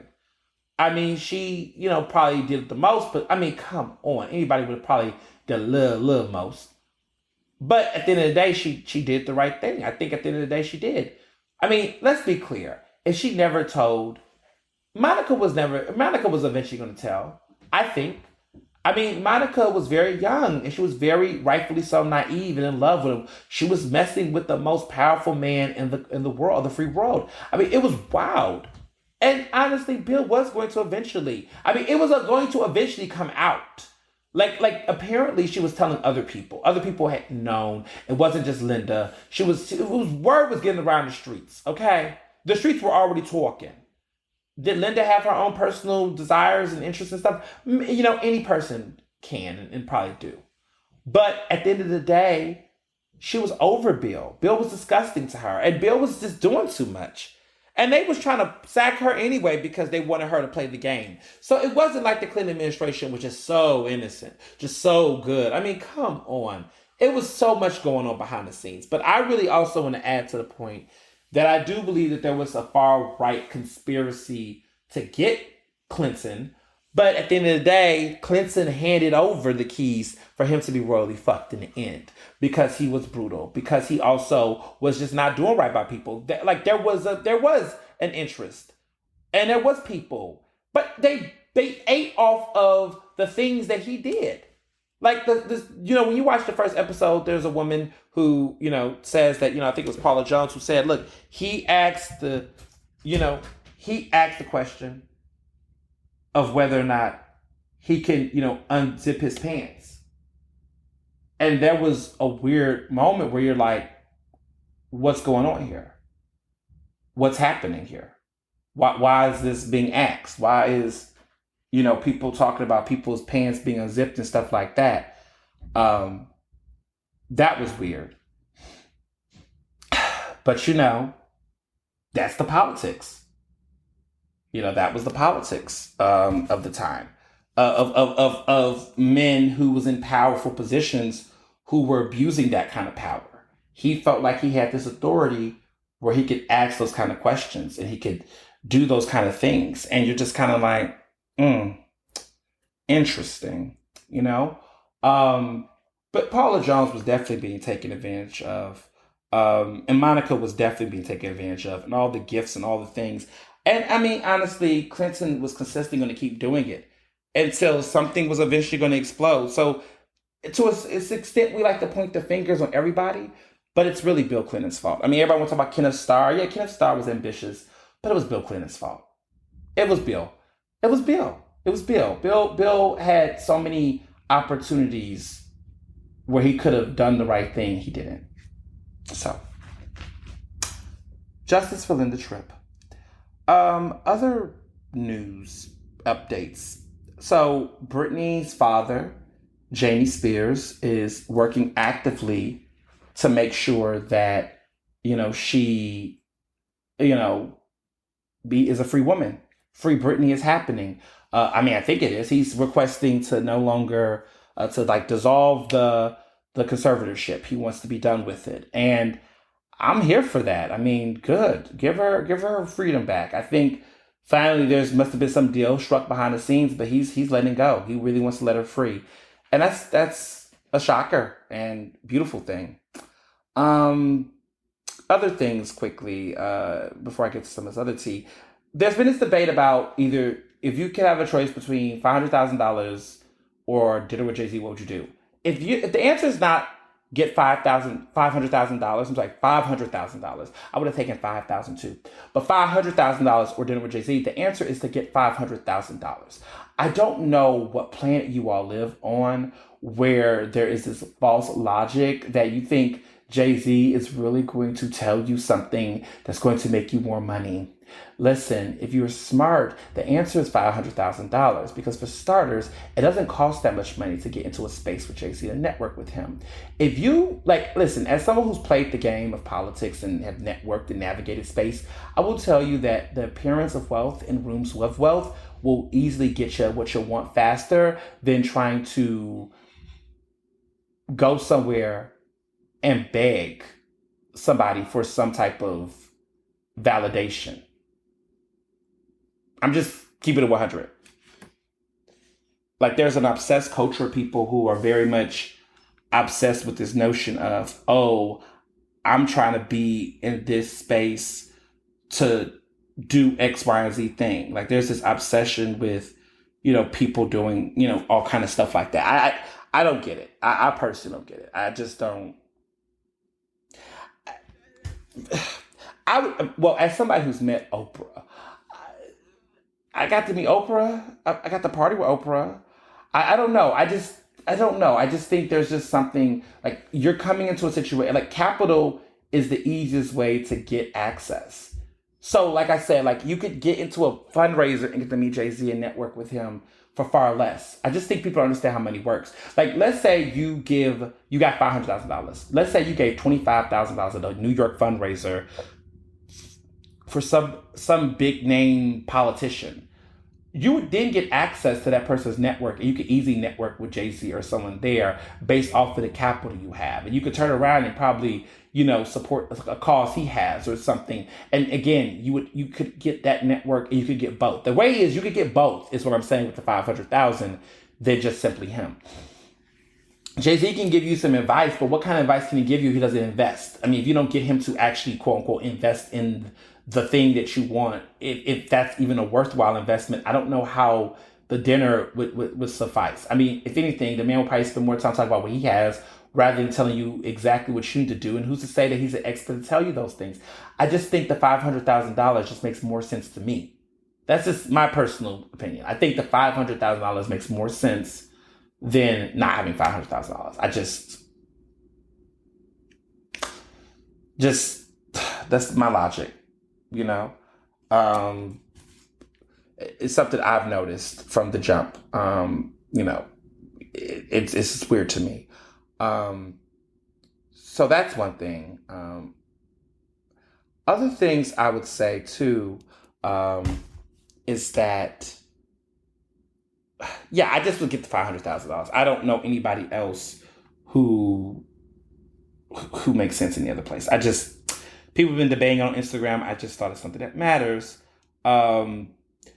So Tyler Perry spent $65,000, for this wig situation. And, we talk about wigs all the time. We talk about all of the wigs.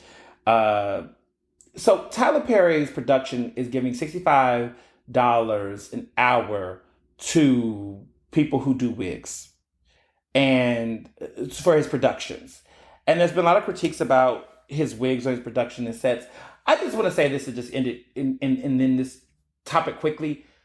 I don't know what you all expect with his production at this point.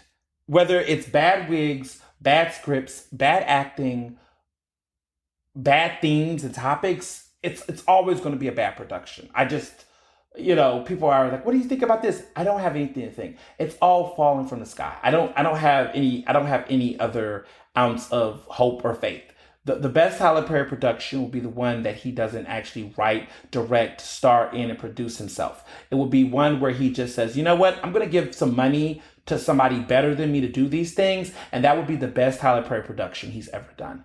Will be the one where he just says, you know what? I'm going to go on the back end and I'm going to put money so a better director or producer so it could do better. Movies he's done that with are things like Precious. I think he's done stuff like that with Lee Daniels, The Butler. And Lee Daniels has his own issues, but let's say this. Lee Daniels is an Oscar-nominated filmmaker. And I'm not saying all his movies are good. Sometimes his stuff is a little problematic too, but it's a whole lot better and more entertaining than the stuff that Tyler Perry is putting out. And that's my opinion on that. So there's been new music this week. Everyone's been talking about all the new music. Look, the two most exciting music projects that came out this weekend. Yes, Chloe has this new song called "Have Mercy." Okay, Chloe, is it Chloe or is it Normani? I think I can. I'm getting them confused now. I wonder why. Chloe Bailey is a part of the group. Well, she was. Her sister Haley, Chloe and Haley. It's Chloe Bailey, but her sister's named Haley or Haley. It's Chloe and Haley. They're singers, and Chloe, the sister, is now going off to do her own thing. She's going solo. And she has a new song out called Have Mercy that's 2 minutes and 28 seconds. See how short these songs are now? And she had a video that was like 3 minutes or something. And it's a cute video. The cinematography, the costumes are great. She's got something from a Vogue. She's wearing a piece in one of the most signature scenes of the video. She's got that shiny, shimmery goat number she has on is actually from paying homage to Diana Ross when she was on the cover of Vogue and she had the same type of getup. So shout out to Diana Ross. But I don't know. I just feel like this is my opinion. It's my taste. I mean, listen, you don't have to agree or not like it. But I just think that, I don't know, in pop music right now, especially with like a lot of Black artists, I just feel like they're being so sexual so young. And I'm not saying that you can't be sexual as an artist or young. These are adults and adults have agency. And I'm not saying that. But like Chloe is like 23. And so she's not a baby. She's not Britney Spears at like 17, 18. But I just feel like maybe what it is that I am getting personally bored with the redundancy of how sexuality is being expressed in music videos. And I'm not just talking about women, I'm talking about men. I mean, I've been over men and sex in videos because it's always the same situation, the same body type. It's like, oh, abs and water and a shower. Oh my goodness, groundbreaking. And I don't know. I just think that there is, I just hate that with artists, we're still seeing the same package of like young artists, the way that they express maturity and growth and grown-upness is by giving us videos where they're like super hypersexual. And it's like everybody is doing it. And that everybody's framing it like there's something different. And it's not. It's like, what's the playbook? The playbook is there's always this cherry popping of younger stars that want to break into mainstream attention. And the thing is that I think Chloe is a remarkable artist. She's very talented.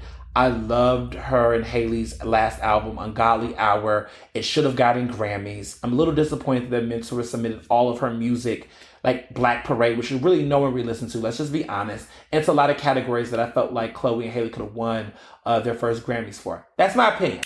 I mean, Beyonce is an incredible artist, but like Black Parade wasn't all of that for it to be taking up space. I think Chloe and Haley deserved way more accolades and attention for Ungodly Hour. Haley is doing the Little Mermaid remake, and she's about to be Ariel and she's about to slay. So she's focused on that role. I mean, this could give Golden Globe, nominations. This is giving, who knows what can happen with this role. Who knows? But with, Chloe is really putting her energy into this solo career, and her Instagram builds up and her sensualness and sexiness. And she's attractive. She's beautiful. She's gorgeous. But I just hate the fact that like the internet has just been buzzing about, not about the vocals, not about the lyrical content, but like, ooh, look at her body. Oh, that ass. And it's like, that's not Chloe. That's not Chloe for fans and people like myself who've been listening to her music for quite some time.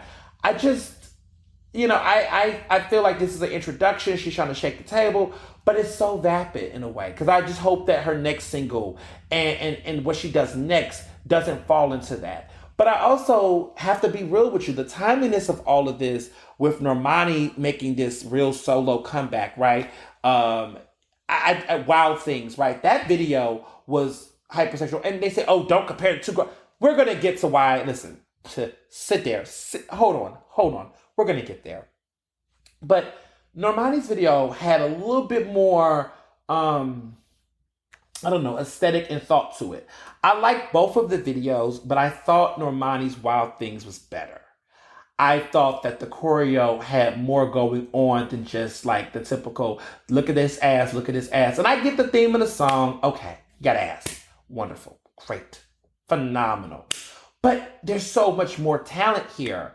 And I just wish that, again, looking at the eras in the 90s, because I got to bring it to the 90s. I'm thinking about someone who just had an album re-release that's no longer with us.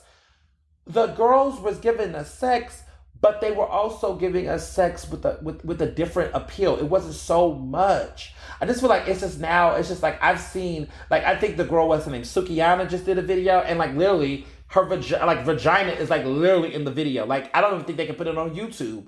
But it's just like at some point, I mean, and Cardi does it and stuff, but at some point it's like, okay, what else?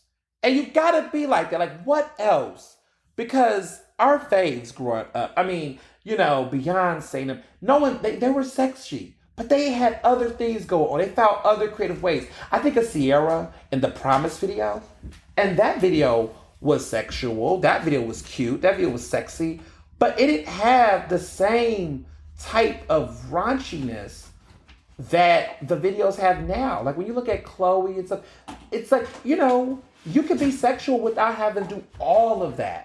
And I think about Sierra's Promise video, and that's a textbook example of a video that can give you sex without all that. Even Ride, everybody act like Ride was so, I mean, look at it in retrospect to where Ride was. I remember when I was growing up, when Sierra did the Ride video, they banned it on BT.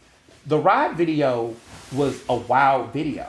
The thing about it is that now to today's standards, the Ride video is like, you know, an appetizer with a little bit of spice.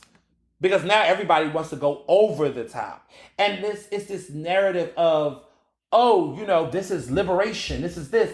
It ain't no liberation.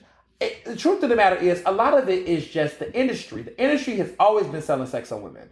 The industry's been selling sex on women. Before it was, now it's being rebranded with this folk, this very Fox, like fake, you know, liberation argument. But the interesting thing too about those conversations is that when you want to talk about giving sexuality to different types of women, where is it for dark-skinned women in videos? Where is it for plus-size women of color in videos? Like, the society isn't giving that level of agency or embrace of bigger, darker women being sexual in videos. It's still very much so women with blonde locks and blonde hair that's black and skinny and thin, and it's a certain ageism to it. I mean, not ageism. Well, there's some ageism, but also there's some, you know, body shaming in it. And so I'm not buying that narrative as much anymore when every time the excuse is that. Now, people said, why are there the comparisons? Let's be clear about the industry. It's not me making the comparisons. It's the industry. The industry, the timeliness. You have to account for time. Context matters. For example, Chloe is getting the stage at the VMAs. The Video Music Awards is happening this weekend. I'm going to watch it. I have to. But, you know, every year it just gets less and less exciting. I don't know. The VMAs has lost something. I don't know. I think the last time the VMAs really gave me, like, quote unquote, life was maybe the last time was Rihanna when she won the Video Vanguard Award, and she did all of those performances of her different songs. I would think that was probably the last year when she did like Work, and she did all of those that montage of those things when she did the video, when she won the Video Vanguard Award. And then Beyonce performed and did the set for her. That was the same year Beyonce did Lemonade, and she did the Lemonade, you know, set, and that was just like fire. It was fire. She killed it. It was just like Beyonce's VMA performances, those last two that she's given us, like when she did the self-titled performance, and and that's when she won the Video Vanguard Award that year. And then she did Lemonade, and she won Video of the Year for Formation. Woo, those 2 years, those two times we had Beyonce, like those were some VMA performances. But anyway, they're letting Chloe do the VMAs, and Normani wasn't given a chance, and that was for me a red flag. I was like, wait a minute, we have not heard the song yet, but Chloe's guaranteed a slot. But Normani gave us a single with Cardi, and she wasn't given consideration. And I'm not saying that Chloe should have not been given consideration. I just felt like they both should have been given a chance. But I'm just showing how there's a double standard, how there's colorism, how there's all these other things that shape in how the industry works. Well, eventually Normani did get it the same day that Chloe's single dropped, which only put people more like in mindset zone. And also, too, again, the comparisons is I do see similarities of Chloe's aesthetic and her dancing and stuff that is making me think of Normani, because Normani was kind of giving us that choreography and sexuality in that kind of way. Chloe and Haley's aesthetic for sexuality was like they were giving us grown women. They was giving us sex, but they were also there was a different direction they were headed that was different what Normani was doing. I felt like Normani was trying to fill in the shoes of like Beyonce and Sierra and them. And I'm not saying she's the next of them, but I think that was her image. Now I think Chloe is now trying to be that now, and so it's just like it's hard to not see some of the similarities now because it just seemed like Chloe came out of nowhere with this desire to reinvent her image in that way. And I was already getting into groove with Normani. Someone says, well, we could do both. Yes, we could do both. But it's sad when you see one artist that is changing up their look to mimic or to mimic that to an artist who's been consistently giving us that and been trying to build off of that aesthetic. And I've seen Normani over the years trying to build off that aesthetic. Chloe was in a different direction, and now she wants us to eat into this. And my whole thing is the girl can sing, the girl can do way more, and this song does not vocally reflect that. And maybe it doesn't have to for now, but I just want to see more. But I'm just saying that right now, I'm just kind of like, I don't know how I feel about it. But both of them are going to perform at the VMAs. I'm going to watch both of the performances. I hope Lil Nas X slays and get all the awards. I don't know why Doja Cat is still in the conversation, but y'all love y'all some Doja Cat and her problematic ass. But, we'll see how the VMAs play out. We'll see. Other album that came out, Casey Musgraves, Star-Crossed. Listen to it. I love Casey Musgraves. I've been a big fan since I heard Golden Hour a couple years ago. And Star-Crossed is the perfect sequel to that album. So background, Casey got a divorce. She left her man. Her man left her. They broke up. They're not together anymore. And so now she's in a new space where she wants to put out a new sound. Well, not new sound. The sound is very consistent. It's a very, very good album consistently. She's putting out some new stuff. She's doing some new things. And she wants to, she's talking about her divorce, and it's a good album. The reason why this is a compliment to Golden Hour is because Golden Hour, she was super in love with her husband. Everything was going well. And I still listen to that album because it makes me think of my situation currently. And she was just in love, and the music you felt that maturity, and things are looking good. And then, divorce happens. And so these two albums complement each other. It's like Love and Divorce or Marriage and Divorce. I mean, they just sound great. I highly recommend Star-Crossed. Love the new album. Love it. Love it, love it, love it. And Aaliyah, the self-titled album, Aaliyah. Y'all know I've been waiting for this album, the Red Album. It came out, re-released, and oh my God. It's just been pleasurable to be able to stream these songs and to listen to them in great quality, not worrying and biting my nails if, the family or the state or whoever's going to take it down. It's been beautiful to see the cover. Okay, I've made playlists for many years, and it just have hurt me not to have some of those Aaliyah songs on my playlist. It's been a lot, y'all. I've been having to go on SoundCloud and look up the songs, YouTube and stream. It's just been a struggle. Struggle is over now. The Red Album's out.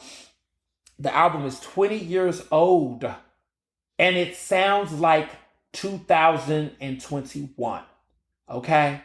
Aaliyah had died right before September 11th, y'all, in late August of 2021, right before September 11th. 2001, sorry.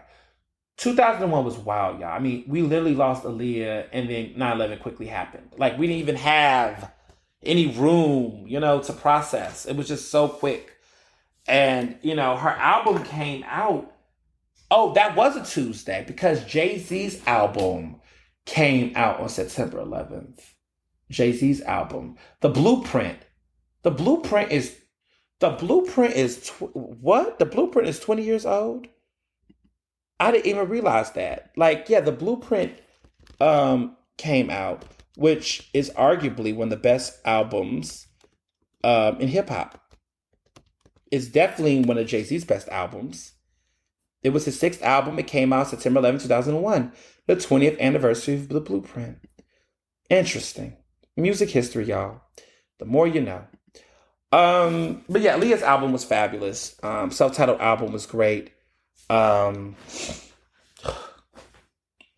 it's been interesting seeing how fans have really have taken to the record. I mean, there's been debate amongst fans about whether or not, they were going to support it because of some of the drama with Barry Hankerson, who's her uncle, and the role he's played in trying to get the music, how it clashes with the state, which I think her brother is involved with.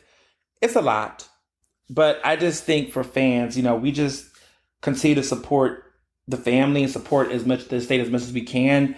But this music, it's been 20 years and we've been wanting to hear it, and it's been a lot. So I guess the last bits and parts. Clickbait, I saw it. You all recommended it. I loved it. I loved it. Clickbait. It did what it's supposed to do. It was suspenseful. It's a shocker. The ending did shock me. I didn't see it coming. I don't want to tell it, but I highly recommend that you all watch it. It was a great Labor Day weekend watch. The woman who's a black actress who's in it, who's like the lead, she played in Get Out. She was the woman named, I think her name was Georgette, who did the famous no, that scene where she's like shaking her head and she morphs into something crazy. She's in this and she's phenomenal, and it's great to see her in an actual like acting role that isn't something creepy where we don't really get to know her range, but she has range, and she was great on Clickbait, and Clickbait was fun. Queen Sugar new season of Queen Sugar is out. Oh my god. Ugh. If you haven't seen the new season premiere, I think it's the season 6 now. Show is going. It's still going strong. We in season 6.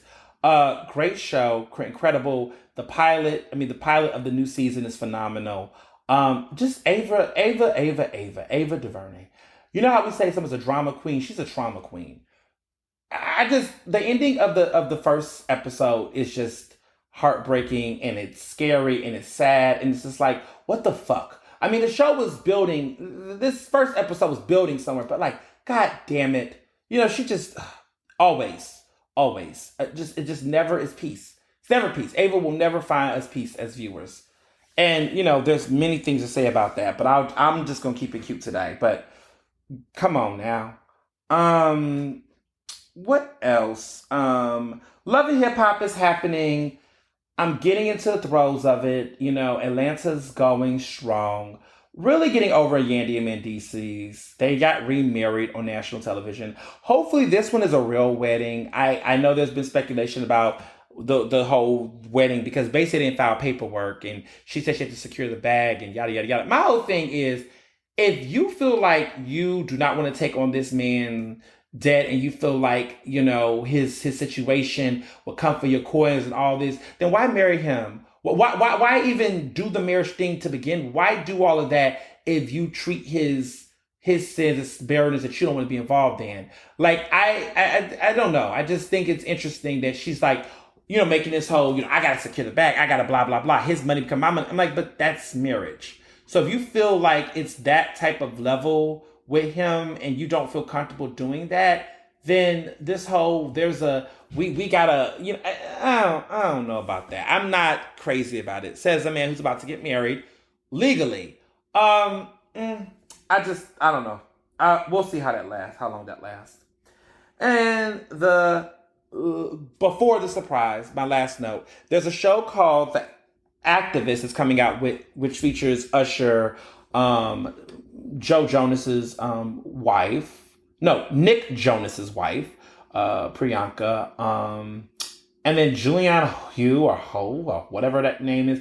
Julianne, listen, this is the woman who was wearing blackface a couple years ago for Halloween, trying to be a character from Orange is the New Black, and I don't know. I'm not. That's already a red flag for me. But the issue is, you know, the issue for me, just in general, is so she was trying to be Crazy Eye. Is was her character. This she put on blackface to mimic the actor Uzo Aduba, who was in uh other great shows like Miss America and all those other iconic shows, and now in treatment, which she's won like 3 Emmys. I mean, she's an incredible actress. She's won 3 Emmy Awards. She's a television legend. Uzo is, but all that being said, I've it's been interesting to watch. Just the situation. Unfold with this show. It hasn't come out yet. It has not come out yet. But one of the things that has been talked about, with the show is some of the controversy that has, taken place. So, for example, they're basically working with Global Citizen with this production. It's going to be coming on CBS, and it involves these like activist groups that are competing to get certain things. So they're competing to get this special like this amount of money with their project. And so there's going to be social metrics that's going to measure the effectiveness of their messaging and their activists, and whoever hits those metrics, they're going to win. It's like, what the fuck? And it's like about health and education and things, like they're all competing. So it's like the American race type of situation, which it should be actually the American disgrace. And the fact that they got Usher, I'm like, wait, I'm confused. What do these people know about social justice? What are y'all thinking about making this? Like, what are we? Why? Who thought this was a good idea? And who participated in this? And any of the people that participate in this competition are clearly not woke. Clearly, they're treating. This is what happens when capitalism ruins things. And the show is literally called The Activist, like almost like The Voice, The Amazing Race. Like this is corny, and this is cringy, and this is disrespectful, and it's stupid. And I want to know who these executive producers are, because if it's like anyone like DeRay who co-signed this or come on a special judge, I'm going to look at this and I'm going to cringe. Like, who gave this the co-sign? I want to see the show. I mean, don't watch the show, but then again, I'm like, watch the show. I want to see. I'm going to be taking notes. I want to see who in the community is behind any of this, who thought this was a good idea, who put their thumbs up or decided to give them airtime, whoever it is. I mean, I would say they're canceled, but I'm not saying that. I'm just saying we should side-eye them. We should side-eye them. And I'm just going to keep it at that. All right. Lastly, before we wrap up, because I mean, goodness, I always think I'm going to do a shorter show, and it always becomes an odyssey. So, my surprise.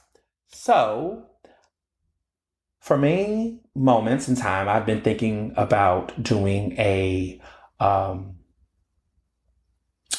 live show of my podcast. And for my 30th birthday, which is October 12th, the wonderful people at Radio Knesset is sponsoring a birthday bash / live recording of my podcast, Ernestly Speaking, which you're listening to. It's going to be a private event. I'm going to, send out invitations to people to attend. It will be on my birthday. It's going to be a great sponsored event. Radio Knesset is this wonderful group in Philadelphia who's been doing a lot of podcasting and other promotional stuff. They support a lot of local podcasts. I independently produce mine, so my podcast is not going to be going to Radio Knesset.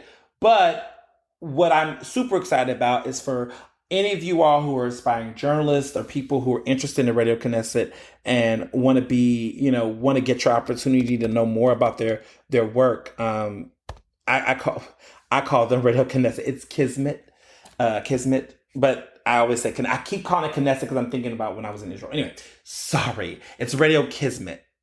Radio Kismet, so that is radio, and then Kismet is Kismet. Kismet. Yeah, Radio Kismet. And their website is radiokismet.com. They're sponsoring this live recording that I'm going to have in October. So what's going to happen is I'm going to have an audience of about 50 people. I'm going to be on a stage. Jamarcus Henderson, as you all know, my best friend and the best man at my wedding, is going to be doing a fun Q&A with me, basically interviewing me. So I'm going to be in the hot seat answering questions, and it's going to be fan generated. So, you know, you all will be able to send me your burning questions on either social media, or, you know, he'll have some in advance, and I'll be asking for fans and followers to send me questions. And guests are going to be able to send me their big questions they have for me, and he's going to read them on the show. And it's going to be recorded in a live studio audience with a public. And so there'll be cheers, there'll be noise, there'll be claps, there'll be all of these great things.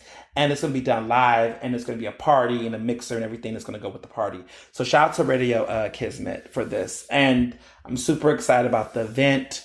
I can't wait. I can't wait to do it. I didn't even initially envision doing a recording the week of my wedding, because I didn't plan to do any work on the week of my wedding at all.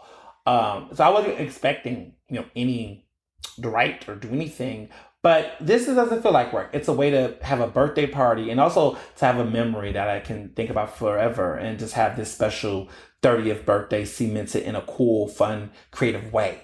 So this is a cool way to do it. It's also to celebrate the anniversary, of doing this kind of work. I mean, my first opinion column was written in around 10 years. Like last year, I couldn't celebrate the 10th anniversary of the show because it was the pandemic. But Ernestly Speaking has been around for 10 years in some type of iteration, starting in October of 2010. Pandemic happened, so now we can celebrate everything this year. So it's almost like celebrating a decade of this incredible show, but it's also a fun, cool way of celebrating a decade of show, celebrating the podcast, celebrating all of these elements. And I can't wait. I just can't wait for you all to tune in, to listen, to be a part of everything. So, it's going to be great. And I can't wait to you all to see everything, and stay tuned. Until then, we will catch up, have fun. I'll be seasoning some cast iron skillets, getting ready for all these great surprises. And until then, be best. Ernestly Speaking is recorded in Philadelphia, Pennsylvania, and can be found on Apple Podcasts, Google Podcasts, Spotify, and SoundCloud. To stay up to date with the latest on the show, follow me on Facebook, Twitter, and Instagram at Mr. Ernest Owens. Use the hashtag Ernestly Speaking to tell me what you thought about this episode, and check out my website at ernestowens.com.